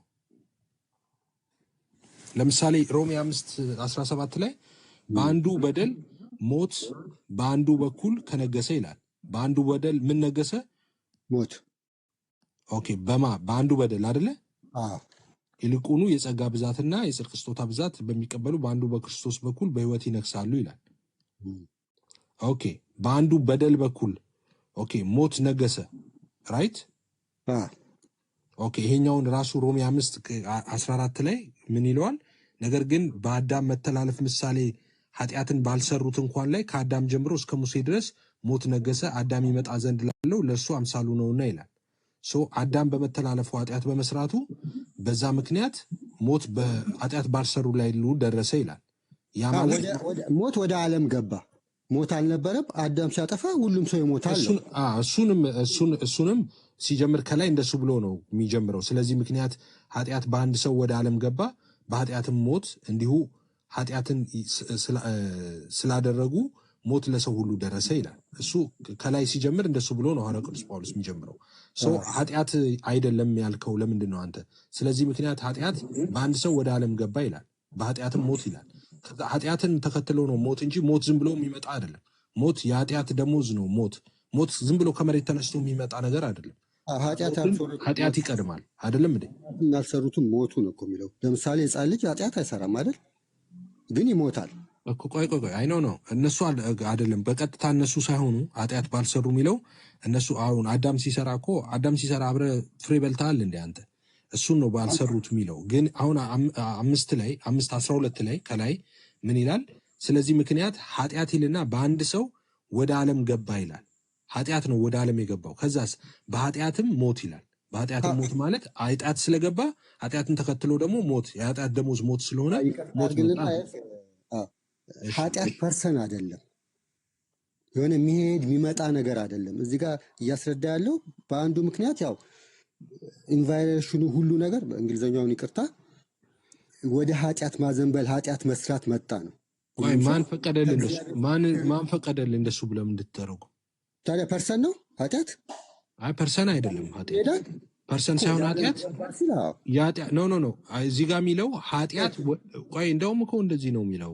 ቆይ ምንድን ነው ስለዚህ ምክንያት ኃጢአት በአንድ ሰው ወደ ዓለም ገባ ይላል፣ በኃጢአትም ሞት ይላል። ወደ ዓለም ገባ የሚለው እዚህ ጋር ምንን ነው? ኃጢአትን ነው አይደል? ኃጢአት ነው። እሺ፣ ከዛ ወደ ዓለም ገባ፣ በኃጢአትም ደግሞ ሞት ይላል አይደለ? ኃጢአት ስለገባ ደግሞ ሞት ገባ ይላል አይደል? እንደዚሁም ይልና ሁሉ ኃጢአትን ስላደረጉ ይላል ሞት ለሰው ሁሉ ደረሰ ይላል። ሁሉ ኃጢአትን አድርገዋል ይላል። ስለ የትኛው ኃጢአት ነው የሚናገረው? ኃጢአት ነው። ሁሉ ኃጢአትን ስላደረጉ ሞት ለሰው ሁሉ ደረሰ የሚለው ስለ አክቹዋል ሲን ነው የሚያወራው ወይስ ስለ ኦሪጂናል ሲን ነው የሚያወራው? ስላደረጉ ነው የሚለው። አክቹዋል ሲን ነው ሰዎቹ ራሳቸው ያደረጉት። ስለዚህ ህፃናት ገና የተወለዱ ልጆች አክቹዋል ሲን ያደርጋሉ፣ ኃጢአት ይሰራሉ? አይሰሩ። ታዲያ ምንድን ነው የምትለው? ከዚህ ጋር እኮ የሚለው እንደዚሁ ሁሉ ኃጢአትን ስላደረጉ ሞት ለሰው ሁሉ ደረሰ ነው የሚለው። ስላደረጉና ስለወረሱ እኮ አማርኛውም የትኛውን ቋንቋ ህፃናት ማያደርጉ ከሆነ ታዲያ ሁሉ ኃጢአትን አደረጉ የሚለው ለምንድን ነው? ኃጢአቱን ባደረጉት እያለ ነው። በወረሱት ብዬ አልተረጉሙም፣ አልቀይሩም የእግዚአብሔርን ቃል እኮ ስላደረጉ ይላል። ህፃናት አያደርጉም እኮ አልከኝ ራስህ አይደለም? ህፃናት አያደርጉም። ስለ ህፃናትም አያወራም ክፍሉ። በቃ ህፃናት እኮ ካላደረጉ የሚያወራው ስለ ኦሪጂናል ሲን ነው የሚያወራው ማለት ነው አይደለ? ኦሪጂናል ሲን የሚሰራ ነው የሚደረግ ነው። አዳም ሲሰራ አንተም ሰርተሃል። በአዳም ውስጥ ሆነ የአዳም ዘር አይደለህ እንደ አንተ? ታዲያ እንደዛ ከሆነ ህፃናትም ሰርተዋል፣ ህፃናትም ሰርተዋል። ስለዚህ ቢሞቱ ተጠያቂ ናቸው አይ እኛ እሺ ህፃናት እኮ ስፒሮስ ቆይ እሺ ቢኒዬ እሺ መልስልሃለሁ ስፒሪዬ ቆይ አንዴ እቺን ያብራራልን እና በቃ አሁን እስቲ ማለት እስቲ ይንገረን ራሱ አሁን ለምሳሌ ጳውሎስ እዛው ሮሜ ምዕራፍ 7 ላይ ቁጥር 17 ላይ እንደዚህ ይላል። በነገራችን ላይ እንደዚህ 6 ላይ ከሆነ ይቀጥላል። ያን የማደርገው አሁን ቆይ ስለዚህ ነገር አልጨረስኩም። ቆይ ኧረ እያነበብኩ ለአንብብና ቆይ ልጨርስ ወንድም አለ 5 6 7 ታብራራልኛለህ 5 7 አይደለም። ታብራራልኛለህ እሺ ቀጥል። እሺ ታብራራልኛለህ። በቃ ይሄንን አንተ እስቲ ታብራራዋለህ። እንደዚህ ከሆነ ያን የማደርገው አሁን እኔ አይደለሁም በእኔ የሚያደር ኃጢአት ነው እንጂ አለ ጳውሎስ። ኃጢአት በእኔ የሚያደር ነው እያለ ነው። ኦኬ ሶ ከየት መጥቶ ነው ያደረው ኃጢአት በሱ? ወደ ኃጢአት ወደ ዓለም ገባ ይላል እኮ። ስለዚህ ሰው ልጅ ሲወለድ ወደ ኃጢአት ማዘነብል ስለ ማንነት ጳውሎስ አለ ነው የጠየቁ። እኮ። ስለ ጳውሎስ ነው በእኔ የምንመለሰው። የሚያዘነብል አላለም። በእኔ የሚያደር የእንግሊዝኛውን ላንብብ። የሆነ አካል ቅዱስ ጳውሎስ የሚያደር ውስጥ ነው። ገብቶ እንደዚህ ይታገላል ማለት አይደለም።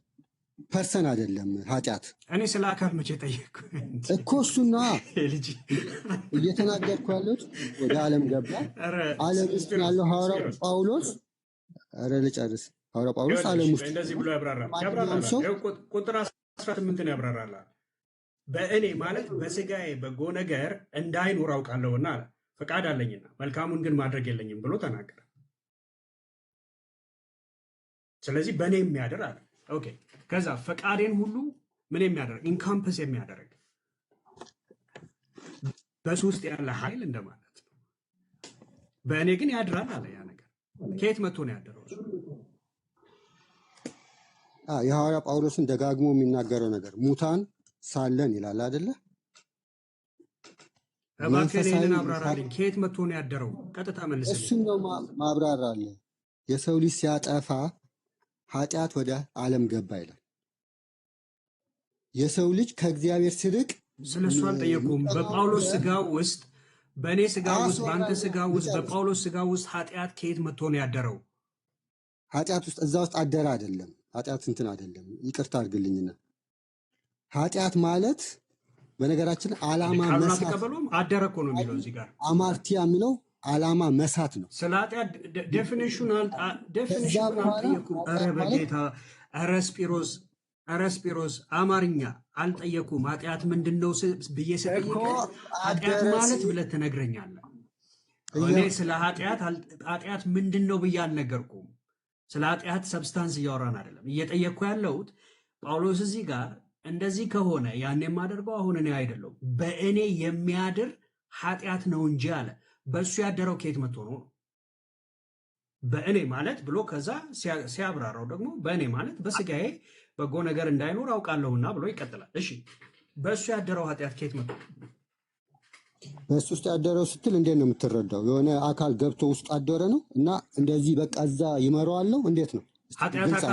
ኃጢአት አካል ነው ልትለኝ ነው አሁን? በእሱ አደረ አላልኩም፣ አስረዳኝ ነው እንድንግባባ።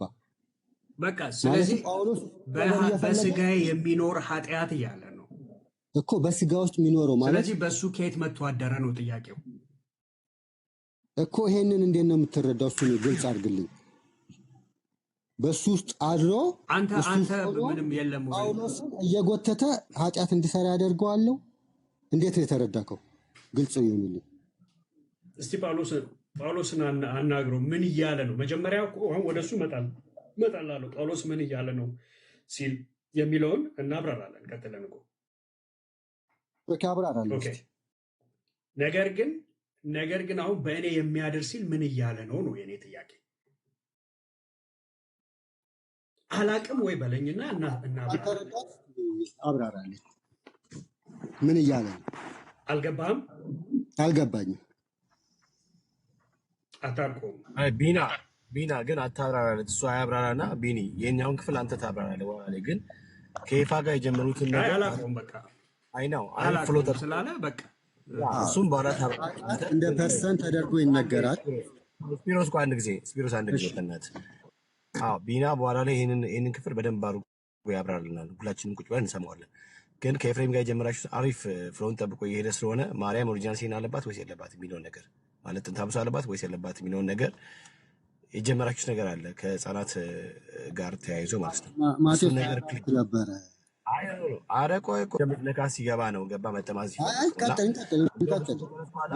እሱን ከጨረስኩ በኋላ ቢና ያስተምራል። ግን ኤፋዬ እናንተ የጀመራችሁትን ነገር ፕሊዝ አክቹዋል ሲና ኦሪጂናል ሲኑ ማርያም አለባት ወይስ የለባትም የሚለውን ነገር ኤፋዬ።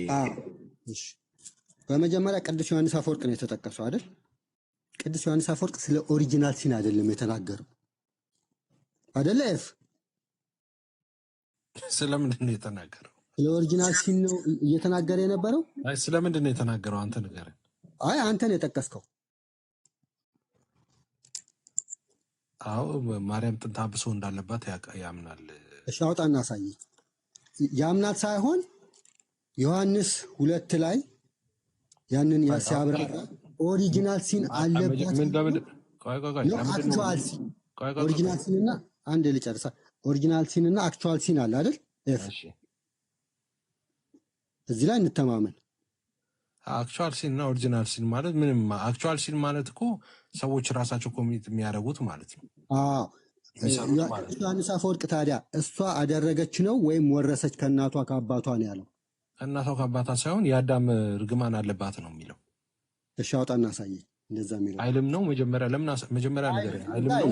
አይልም ነው? አይልም ዮሐንስ እንደዛ አይልም። ሌላ ቦታ ከተቀመጠ ማርያም ኦኬ፣ ማርያም የአዳም እርግማን እንዳለባት አይናገርም ዮሐንስ አፈወርቅ።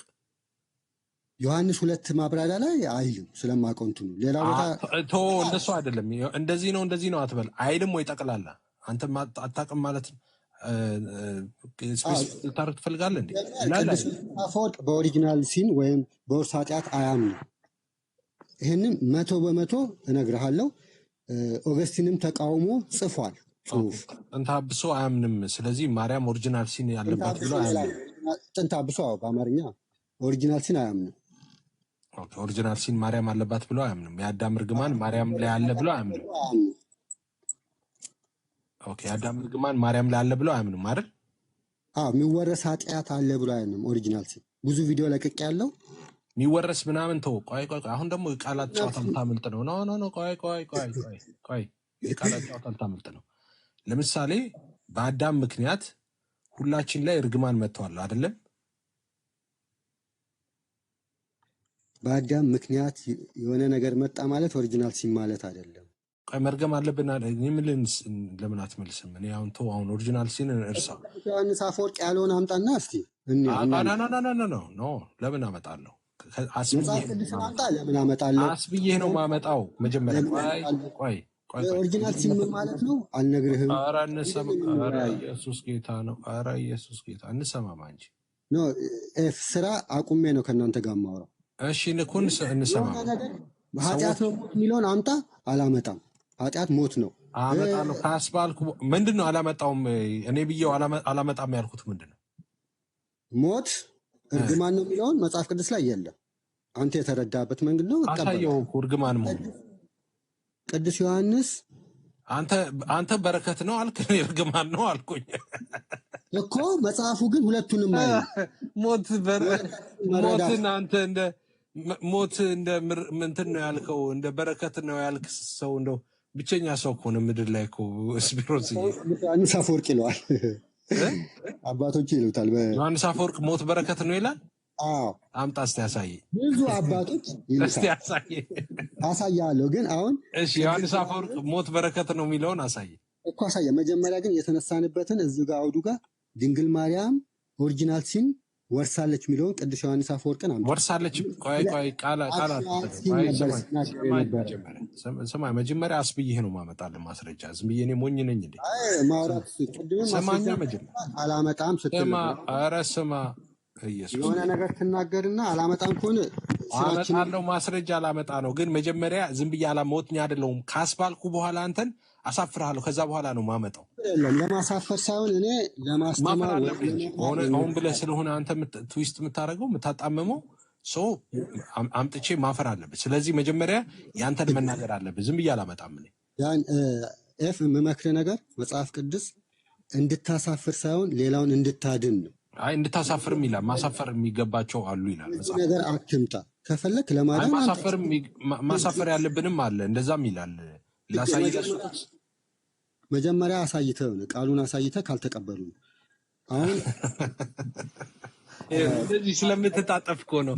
አሁንም የዮሐንስ አፈወርቅን እኮ ካላስባልኩ አላመጣም ምልህ ልክ እንደዚህ ጥፍ ስለምትል ነው። የሆነ አይ ነገር ትልና ልክ ዮሐንስ ሳመጣው አፈወርቅ ጥፍ ትላለህ። ለዛ እኮ ስላስቸገርከኝ። በኦሪጂናል ሲን አያምንም። አምጣው። ይኸው ቃል በቃል ተናግሬያለሁ። ኦኬ ቆይ እሺ ቆይ መጀመሪያ ኦሪጂናል ሲን ማለትም ገብቶሃል አልገባህም? ቆይ እሱን እኮ ነው ላጠና የፈለግኩት አሁን። ኦኬ በአዳም ምክንያት ሁላችን በእርግማን ነው አይደል ያለ ነው? በእርግማን ውስጥ ነው ያለ ነው። ክርስቶስን ከማግኘታችን በፊት ማለት ነው።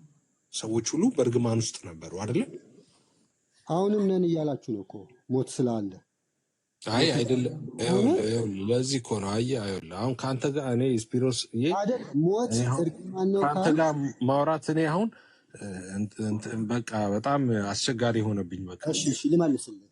እየተጠጣጠፍክ ጳውሎስ ስለሆነ ሙታን ምንም ነበርን ይላል አይደል? ሙታን ነበርን። ስለዚህ መንፈሳዊ ሙታን ነበርን እያለ ነው። መርገም አለብን። መርገም አለብን ብዬ አላምንም ብያለሁ እኮ ነው። በአዳም ምክንያት እንዴ በአዳም በእርግማን ውስጥ አልነበርንም እኮ በአዳም ሲያጠፋ ከእግዚአብሔር ርቀናል። ይሄንን ሰው እርግማን ካል እርግማን ውስጥ ነበራችሁ የሚለው ጳውሎስ ዝም ብሎ ነው እንዴ?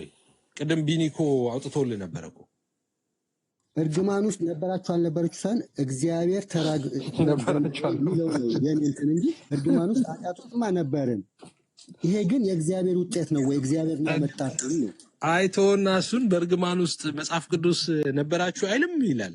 ይላል። ከእርግማን ዋጀን ይላል እኮ። እኔ እኮ አሁን አይልም ትላለህ፣ አሁን ይላል ትላለህ። እኔ እኮ ካዲያ ተቸገርኩኝ። ስፒሮስ የተቸገርከው ለምን እንደሆነ ታውቃለህ? እግዚአብሔር ይህንን ነገር አመጣብንና በእኛ በራሳችን ምክንያት ይህንን ነገር አመጣ ነው። የተለያየ ነው። እዚህ ጋር ነው ያልተስማማ ነው። ምንድን ነው እግዚአብሔር አመጣብን እኛ መጣ ነው የምትለው? እግዚአብሔር ኦልሬዲ ትእዛዝ ሰጥተዋል። ትእዛዙን ከተላለፍክ ሞት ትሞታለህ ተብለሃል። ስለዚህ በቃ ትሞታ። አዎ ትእዛዝን ተላለፍ። ከዛ በኋላ መጣና ትሞታለህ አለ እኮ። ተጠያቂው ማን ነው? እግዚአብሔር ነው? ሰው የሰው ልጅ ነው? እግዚአብሔር ለምን ይጠየቃል እኮ? እሱን ነው የምለው። እግዚአብሔር ያመጣው አሁን ነገር ስለመጠየቅ አይደለም እንዴ? ስፒሮስ ዛሬ ደክሞሃል ወይስ ምንድን ነው እያልክ ያለኸው? ስፒር መቼም አትረዱም። ይሄን ነገር ድነትን መቼም አትረዱም። አሁን ዮሐንስ አፈወርቅ ያለውን አምጣልኝ። አንድ ጥቅስ ደጋግሞ ራሱን ለመሸፈን እየሞከረ ነው ያለውና እርግማን የለብንም ብለህ ነው የምታምነው አንተ?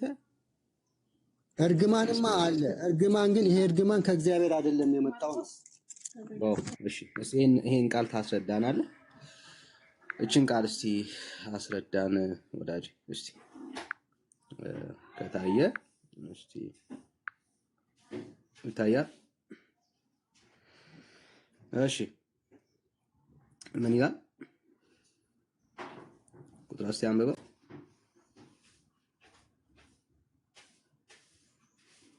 ስፒሮስ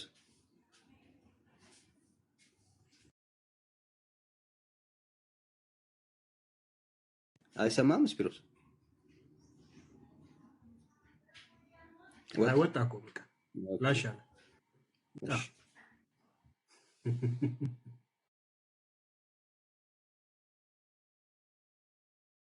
ዳኒ እርግማን ከሰይጣን ነው ማለት ነው እንግዲህ በሱ አስተያይ ማለት ነው።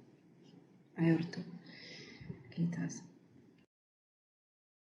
የስፒሮስ ትልቁ ችግር አቋም የለውም እና ጀስት እንዲጨበጨብለት ከማሰብ አንጻር የሚያወራቸው ንግግሮች ናቸው እንጂ እዚህ ጋር አሁን የተቀበለውን ቅድም ከኤፊ ጋር ሲያወሩ በጣም ብዙ ነገሮችን አምነዋል። በእርግጠኝነት እነሱ ቤት ሲገባ ይሄንኑ ቃል ደግሞ ያጥፈዋል። አሁን ስለ ማርያም ያወራውን ማለት ነው እዚህ ቤት ያወራውን ወሬ እዛ ሄዶ አያወራውም። አሁን እዚህ ቤት ነው የተቀበለ የሚመስለው። እንግዲህ ማርያም ኃጢአት እንዳለባት ምናምን ኢቨን አይነት አውዶችን ሲያወራ ነበር እና እሱን ይሄንን ንግግሩን እዛ ቤት ሄዶ ግን አይደግመውም።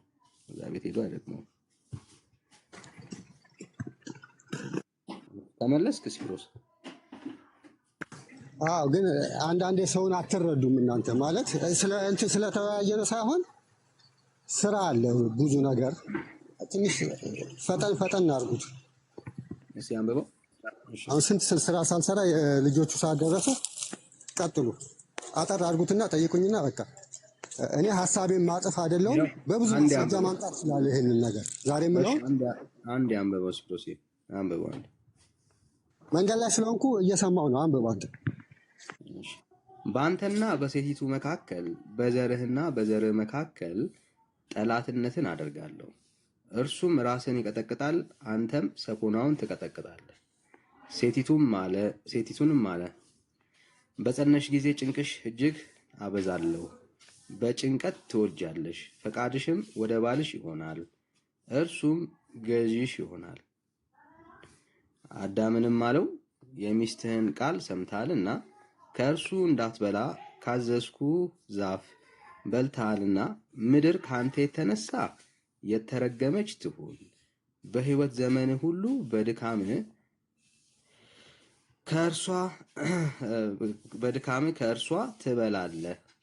እሾህና አሜኬላን ታበቅልብሃለች፣ የምድርንም ቡቃያ ትበላለህ።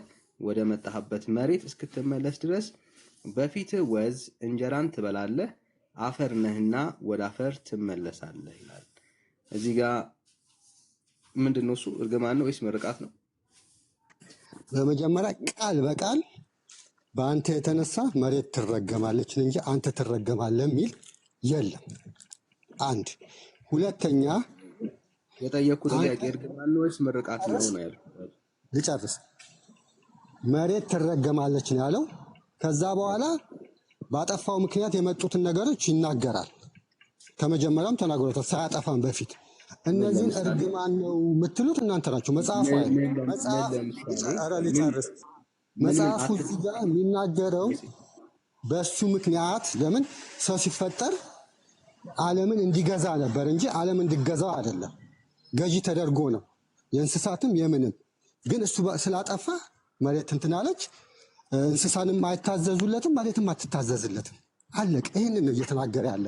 ተረገምክ አይለውም። እሺ ችግር የለም። አሁን የእግዚአብሔር ንግግር አንዴ እንጀምር። እግዚአብሔር አምላክ እባብን አለው አይደለ? ይህንን ስላደረግ ከእንስሳት ከምድር አራዊት ሁሉ ተለይተ አንተ የተረገምክ እግዚአብሔር ምን እያደረገ ነው ያለው ማለት ነው? አሁን እዚህ ጋር የተረገምክ ነው ብሏል። ቀጥል። አንዴ ምን እያደረገ ነው እግዚአብሔር ማለት ነው? አሁን እየነገራችሁ ያለው በውስጡ ምን አለው ማለት ነው? ስፒሮሴ ምርቃት አሁን ለእባብ ብቻ አይደለም የምናየውን ሀሳብ ምርቃት አይደለም ማለት ነው። አሁን እግዚአብሔር እያወራ ያለው እዚህ ጋር እያወራ ያለው ስለ እባቡ ነው። እባቡ ተረግማል ይላል ቃል በቃል። አሜን፣ እቀበላለሁ። ቀጥል። ኦኬ ጥሩ። እሺ ሴቲቱ ጋር እንምጣ። ሴቲቱ ጋር እንግዲህ ኃጢአት ሰርታለች። ከኃጢአት በኋላ ያለ ማንነት ነው። በአንተና በሴቲቱ መካከል በዘርህና በዘሯ መካከል ጠላትነት አደርጋለሁ አለ። ከምን የተነሳ ነው ይሄ?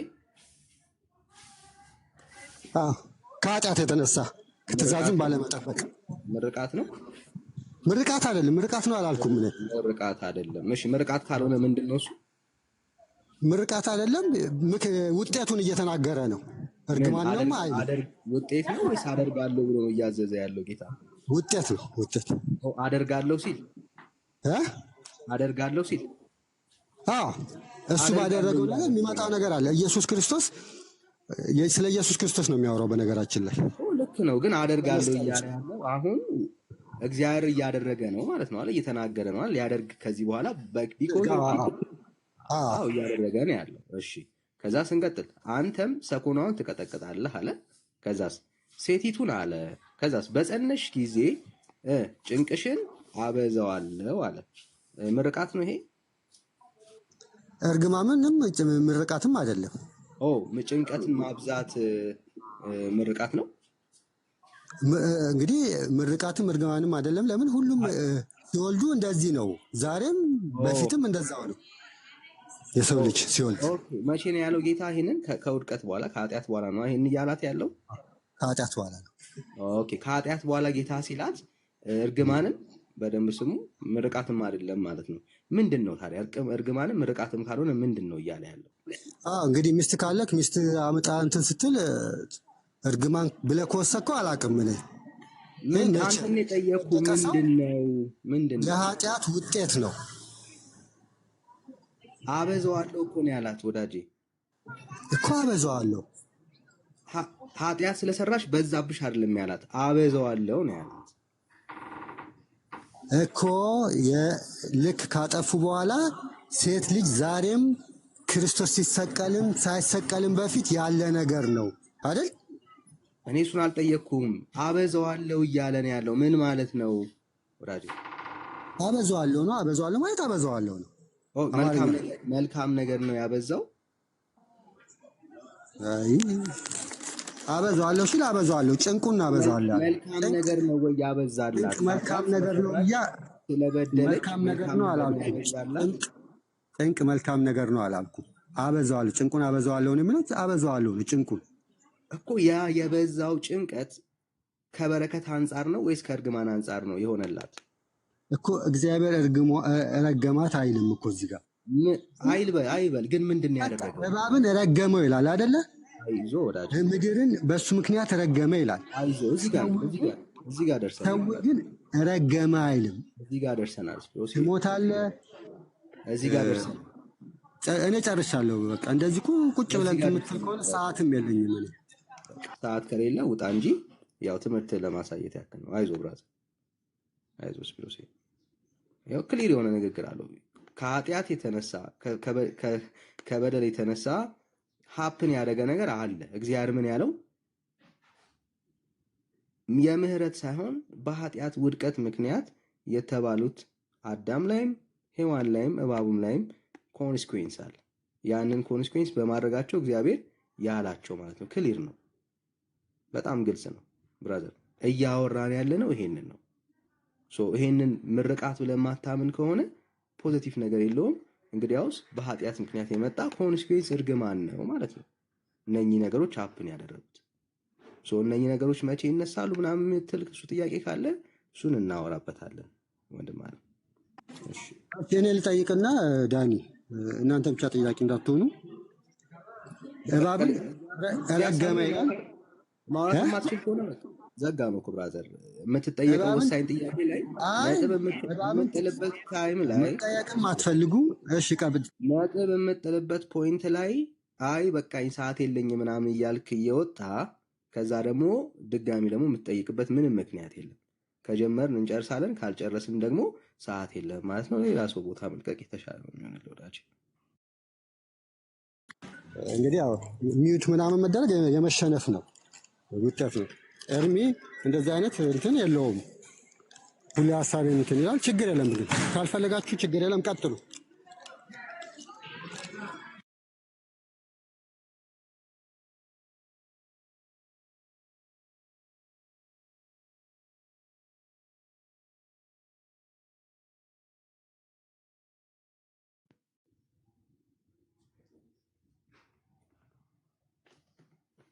እሺ ቴዳ፣ እሺ ሀሳብ አለ? እሺ ቴዳይ። አዎ ቅድም የማይመች ቦታ ስለነበርኩ ነው ኤፋ ናሲለኝ። መጀመሪያ የጌታ ጸጋና ሰላም ይብዛላችሁ። በጣም በጣም ይቅርታ። ሁላችንም በክርስቶስ ኢየሱስ ስም ሰላም ብያለሁ። እሱ ሳይወርድ ቢሆን ጥሩ ነበረ። እንግዲህ ዳኒ እንደተናገረው የሚፈልገውን ነገር እንጂ ነጥብ የሚጥልበት ቦታ ላይ መናገር አይፈልግም። ኤኒዌይስ ሁለት ነገር ነው ማሳየው። የመጀመሪያው ዘፍጥረት 3 ላይ ያለውን ካስፈለገ በቪዲዮ ማድረግ እችላለሁ። ይቅርታ። ዘፍጥረት 3 ላይ ያለው ኤፋ በደንብ ሊያስረዳው የሞከረውን ምንባብ እርግማን አይደለም የሚል ሀሳብ ነው ሊያሳይ የሞከረው። ነገር ግን ኤፍሬምን አንድ ጥያቄ ጠይቆት ያንኑ ጥያቄ ሲጠየቅ ግን እሱ መልስ አልነበረው። ምንድነው የጠየቀው ኤፍሬምን? እርግማን የሚል የመጽሐፍ ቅዱስ ማስረጃ። እሱ ግን በረከት ነው አለ። የመጽሐፍ ቅዱስ ማስረጃ የለውም። ስለዚህ የእሱም ውድቅ እንደሆነና የእርሱም ውሃ የሚበላው ሐሳብ እንደሆነ መረዳት ነበረበት። እርግማኑ አዳምን የሚነካው እንደሆነ ሁለት ማስረጃ አቀርባለሁ። የመጀመሪያ የመዝገበ ቃላት ማስረጃ አቀርባለሁ። ከዛ በኋላ ደግሞ ሶርያዊው ኤፍሬም ዘፍጥረት 3ን ሲያብራራ ምን ብሎ አብራራ የሚለውንም አሳያለሁ። የመዝገበ ቃላቱን የአማርኛ መጽሐፍ ቅዱስ መዝገበ ቃላት የሚለው ነው። የመጽሐፍ ቅዱስ መዝገበ ቃላት አላልኩም፣ ልብ አድርጉ። የአማርኛ የመጽሐፍ ቅዱስ መዝገበ ቃላት የሚል መዝገበ ቃላት ነው ማሳየው። 2015 ዓመተ ምህረት የታተመ ረገመ የሚለውን ሲተረጉም የግሪኩንና የዕብራይስጡን ቃል ካስቀመጠ በኋላ ስለ ጥፋት ወይም ስለ ኃጢአት ዋጋ ክፉ ውጤት እንዲደርስ የሚደረግ ምኞት ወይም የፍርድ፣ የቅጣት፣ የስድብ፣ የክፉ ምኞት ቃልን መናገር፣ የምርቃት ወይም የበረከት ተቃራኒ ከፍርድ በታች የሚያደርግ የቅጣት ወይም የፍርድ ያለበት ቃል መናገር፣ ለክፉ ፍጻሜ አሳልፎ የመስጠት የመዳረግ ቃል ማውጣት፣ እርግማን በሰዎች ሲነገር መጥፎ ፍጻሜን ከመመኘትና ቅጣትን ከመሻት ያለፈ ቃልም ነው። የቅጣት ተቀባይነት ሁኔታ ያሳያል። በእግዚአብሔር ከተነገረም ፍርድንና የቅጣት ብያኔን መናገር ነው ይልና መጀመሪያ ላይ የሚያስቀምጠው ማስረጃ ምን ታውቃላችሁ? ዘፍጥረት 3 ከ14 እስከ 17 ምን ለሚለው በእግዚአብሔር ከተነገረ ፍርድንና የቅጣት ብያኔን መናገር ነው። ምንን ሲተረጉም ነው? ልብ አድርጉ። ረገመ ወይንም ደግሞ መርገምን ሲተረጉም። እሺ እዚሁ ላይ አንድ ልጨምርና ወደ ሶርያዊ ኤፍሬም ሊድ። እዚህኛው ላይ ደግሞ የምጨምረው ሁለተኛው ምንድነው? እርጉም የሚለውን ሲተረጉም እርጉም፣ የተረገመ፣ እርጉማን የሚሉትን ሶስቱን ቃላት ሲተረጉም ቅድም እንዳልኩት የዕብራይስጡንና የግሪኩን ቃላት ዘርዘር አድርጎ ካስቀመጠ በኋላ የተወገዘ፣ ከፍርድ በታች የሆነ፣ ስለ ጥፋት፣ ስለ በደል ወይም ስለ ኃጢአት ዋጋ ክፉ ውጤት እንዲደርስበት የተነገረበት፣ ቅጣት ወይም ፍርድ ያለበት ቃል የተነገረበት፣ የተነቀፈ፣ ለክፉ ፍጻሜ አልፎ የተሰጠ፣ የተዳረገ ሰው ወይም ሌላ ማናቸውንም ነገር ይልና የብሩክ ወይም የተባረከ ሰው ተቃራኒ ብሎ አሁንም መጀመሪያ የሚያስቀምጠው ምንድነው? በሚገርም ሁኔታ ዘፍጥረት 3 ከ14 እስከ 17 ከዛ በኋላ ሌሎች ጥቅሶች አሉት ሁለቱም ላይ። እዚህኛው የመጀመሪያውም ላይ ግን ሁለቱም ላይ ዘፍጥረት 3 17 ከ14 እስከ 17 ያለውን እንደ መጀመሪያ ማስረጃ ያስቀምጥና እነዚህን ብያኔዎች ያስቀምጣል። ኤፍሬም ሶርያዊው የተረጎመውን ዘፍጥረት 3 17ን ደግሞ ማንም ሰው ሊያገኘው በሚችለው መጽሐፍ ነው የጠቀስኩትኝ። እሱ ደግሞ ምን እንደሚል አንብብላችሁ። ሁለት ቦታ ነው ከሱም የማነበው። ዘፍጥረት 3 17ን ካስቀመጠ በኋላ ምን የሚለውን የሚስትህን ቃል ሰምተሃልና ከእርሱ እንዳትበላ ካዘዝኩ ዛፍ በልተሃልና ምድር ከአንተ የተነሳች የተረገመች ትሁን፣ በሕይወት ዘመን ሁሉ በድካም ከእርሷ ትበላለች፣ እሾህና አሜከላን ታበቅልብሃለች። ዘፍጥረት 3 17 ምንም እንኳ ይላል ምንም እንኳ በአዳም ምክንያት የተረገመችው መሬት ምንም በደል ያልፈጸመች ብትሆንም እግዚአብሔር አዳምን በመሬት መረገም ምክንያት የሚታመም እንዲሆን አደረገው ብሎ ቀጥሎ ያለውን ስሙ። እርግማኑን የተቀበለችው መሬት ብትሆንም ያልተረገመው እርሱ በቅንፍ አዳም በእርግጥም ተረግሞ ነበር ይላል። በእርግጥም ምን ብሎ ነበር? ተረግሞ ነበር ይላል። እሺ አንድ ልጨምር እና ላብቃ። ይሄ ደግሞ ከሔዋን ጋር በተያያዘ ያለውን ነው የሚያብራራው። አብይ ጥቅሱ ግን ዘፍጥረት 3 22 ነው። እጁ እንዳይዘረጋ ደግሞም ከሕይወት ዛፍ ወስዶ ለዘላለም እንዳይበላ ለዘላለም ሕያው ሆኖ እንዳይኖር የሚለውን ሲያብራራ ነው። አሁን ደግሞ ያለውን ማነበው። እንግዲህ አዳም እንዳይበላ ከታዘዘው አንዱ ዛፍ በፍጥረት ከበላ ይበላ ዘንድ ከታዘዘው ዛፍ ምንኛ ፈጥኖ ይብላ። ነገር ግን አሁን በመከራ በወዝ ቅድም ኤፍሬም ያለውን ነው እንግዲህ ልብ አድርጉ፣ በድካም በምጥ ይኖሩ ዘንድ ፍርድ ተሰጥቷል ይልና ስለ ፍርዱ ይናገራል። ምን ብሎ? ስለዚህ አዳምና ሔዋን ከዚህ ከሕይወት ዛፍ ከበሉ በኋላ በመከራ ውስጥ ለዘላለም ሕያው ሆኖ ሊኖሩ ነው። ስለዚህ እግዚአብሔር ከሕይወት ዛፍ እንዳይበሉ ከለከላቸው። በእርግማን ውስጥ ሆነው የተባሉትን ማንና ማን ናቸው? በእርግማን ውስጥ ሆነው የተባሉት ማንና ማን ናቸው? አዳምና ሔዋን። ለምንድን አዳምና ሔዋን ያልኩትኝ? ከላይ ስለ አዳምና ሔዋን ነው የሚያወራው። እስኪ ድገመው። ስለዚህ አዳምና ሔዋን ከዚህ የሕይወት ዛፍ ከበሉ በኋላ በመከራ ውስጥ ለዘላለም ሕያው ሆነው ሊኖሩ ነው። ስለዚህ እግዚአብሔር ከሕይወት ዛፍ እንዳይበሉ ከለከላቸው። በእርግማን ውስጥ ሆነው ቀጥሎስ እርግማን ተላብሰው እያሉ እንዳይበሉ ከለከላቸው። ከመረገማቸው በፊት ያዘጋጀላቸውን ሞገሱን ተላብሰው እያሉ ይበሉ ዘንድ ካዘጋጀላቸው መንፈሳቸው ረክሶ እያለ እንዳይበሉ አደረጋቸው በማለት ኤፍሬም ሶርያዊው እንዲህ ባለ መንገድ አዳምም ሔዋንም የተረገሙ መሆኑን ጽፏል። ስለዚህ አሁን ከሱ የሚጠበቀው ምንድነው? አይ ይሄ ሐሳብ ትክክል አይደለም፣ የሐሳብ ትክክል አይደለም፣ አልተረገመም አዳም የሚለውን በሱ መጽሐፍ ቅዱሳዊ አይደለም ማስረጃ ማቅረብ የመጽሐፍ ቅዱስ ማስረጃ ማቅረብ አልችልም በማለት ሳይሆን የመጽሐፍ ቅዱስ ማስረጃ በማቅረብ ማሳየት ነው የሚጠበቅበት። እግዚአብሔር ይስጥልኝ። ቅድም መንገድ ላይ ስለነበርኩኝ ነው እንጂ እሱ ሳይወርድ ብገባ ጥሩ ነበር።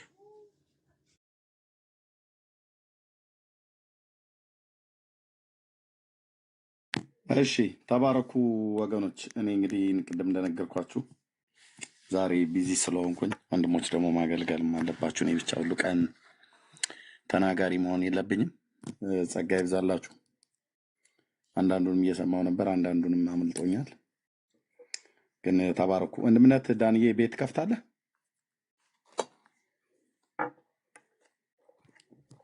አይ ወንድምነት ልወጣ ነው ከቤት ነው።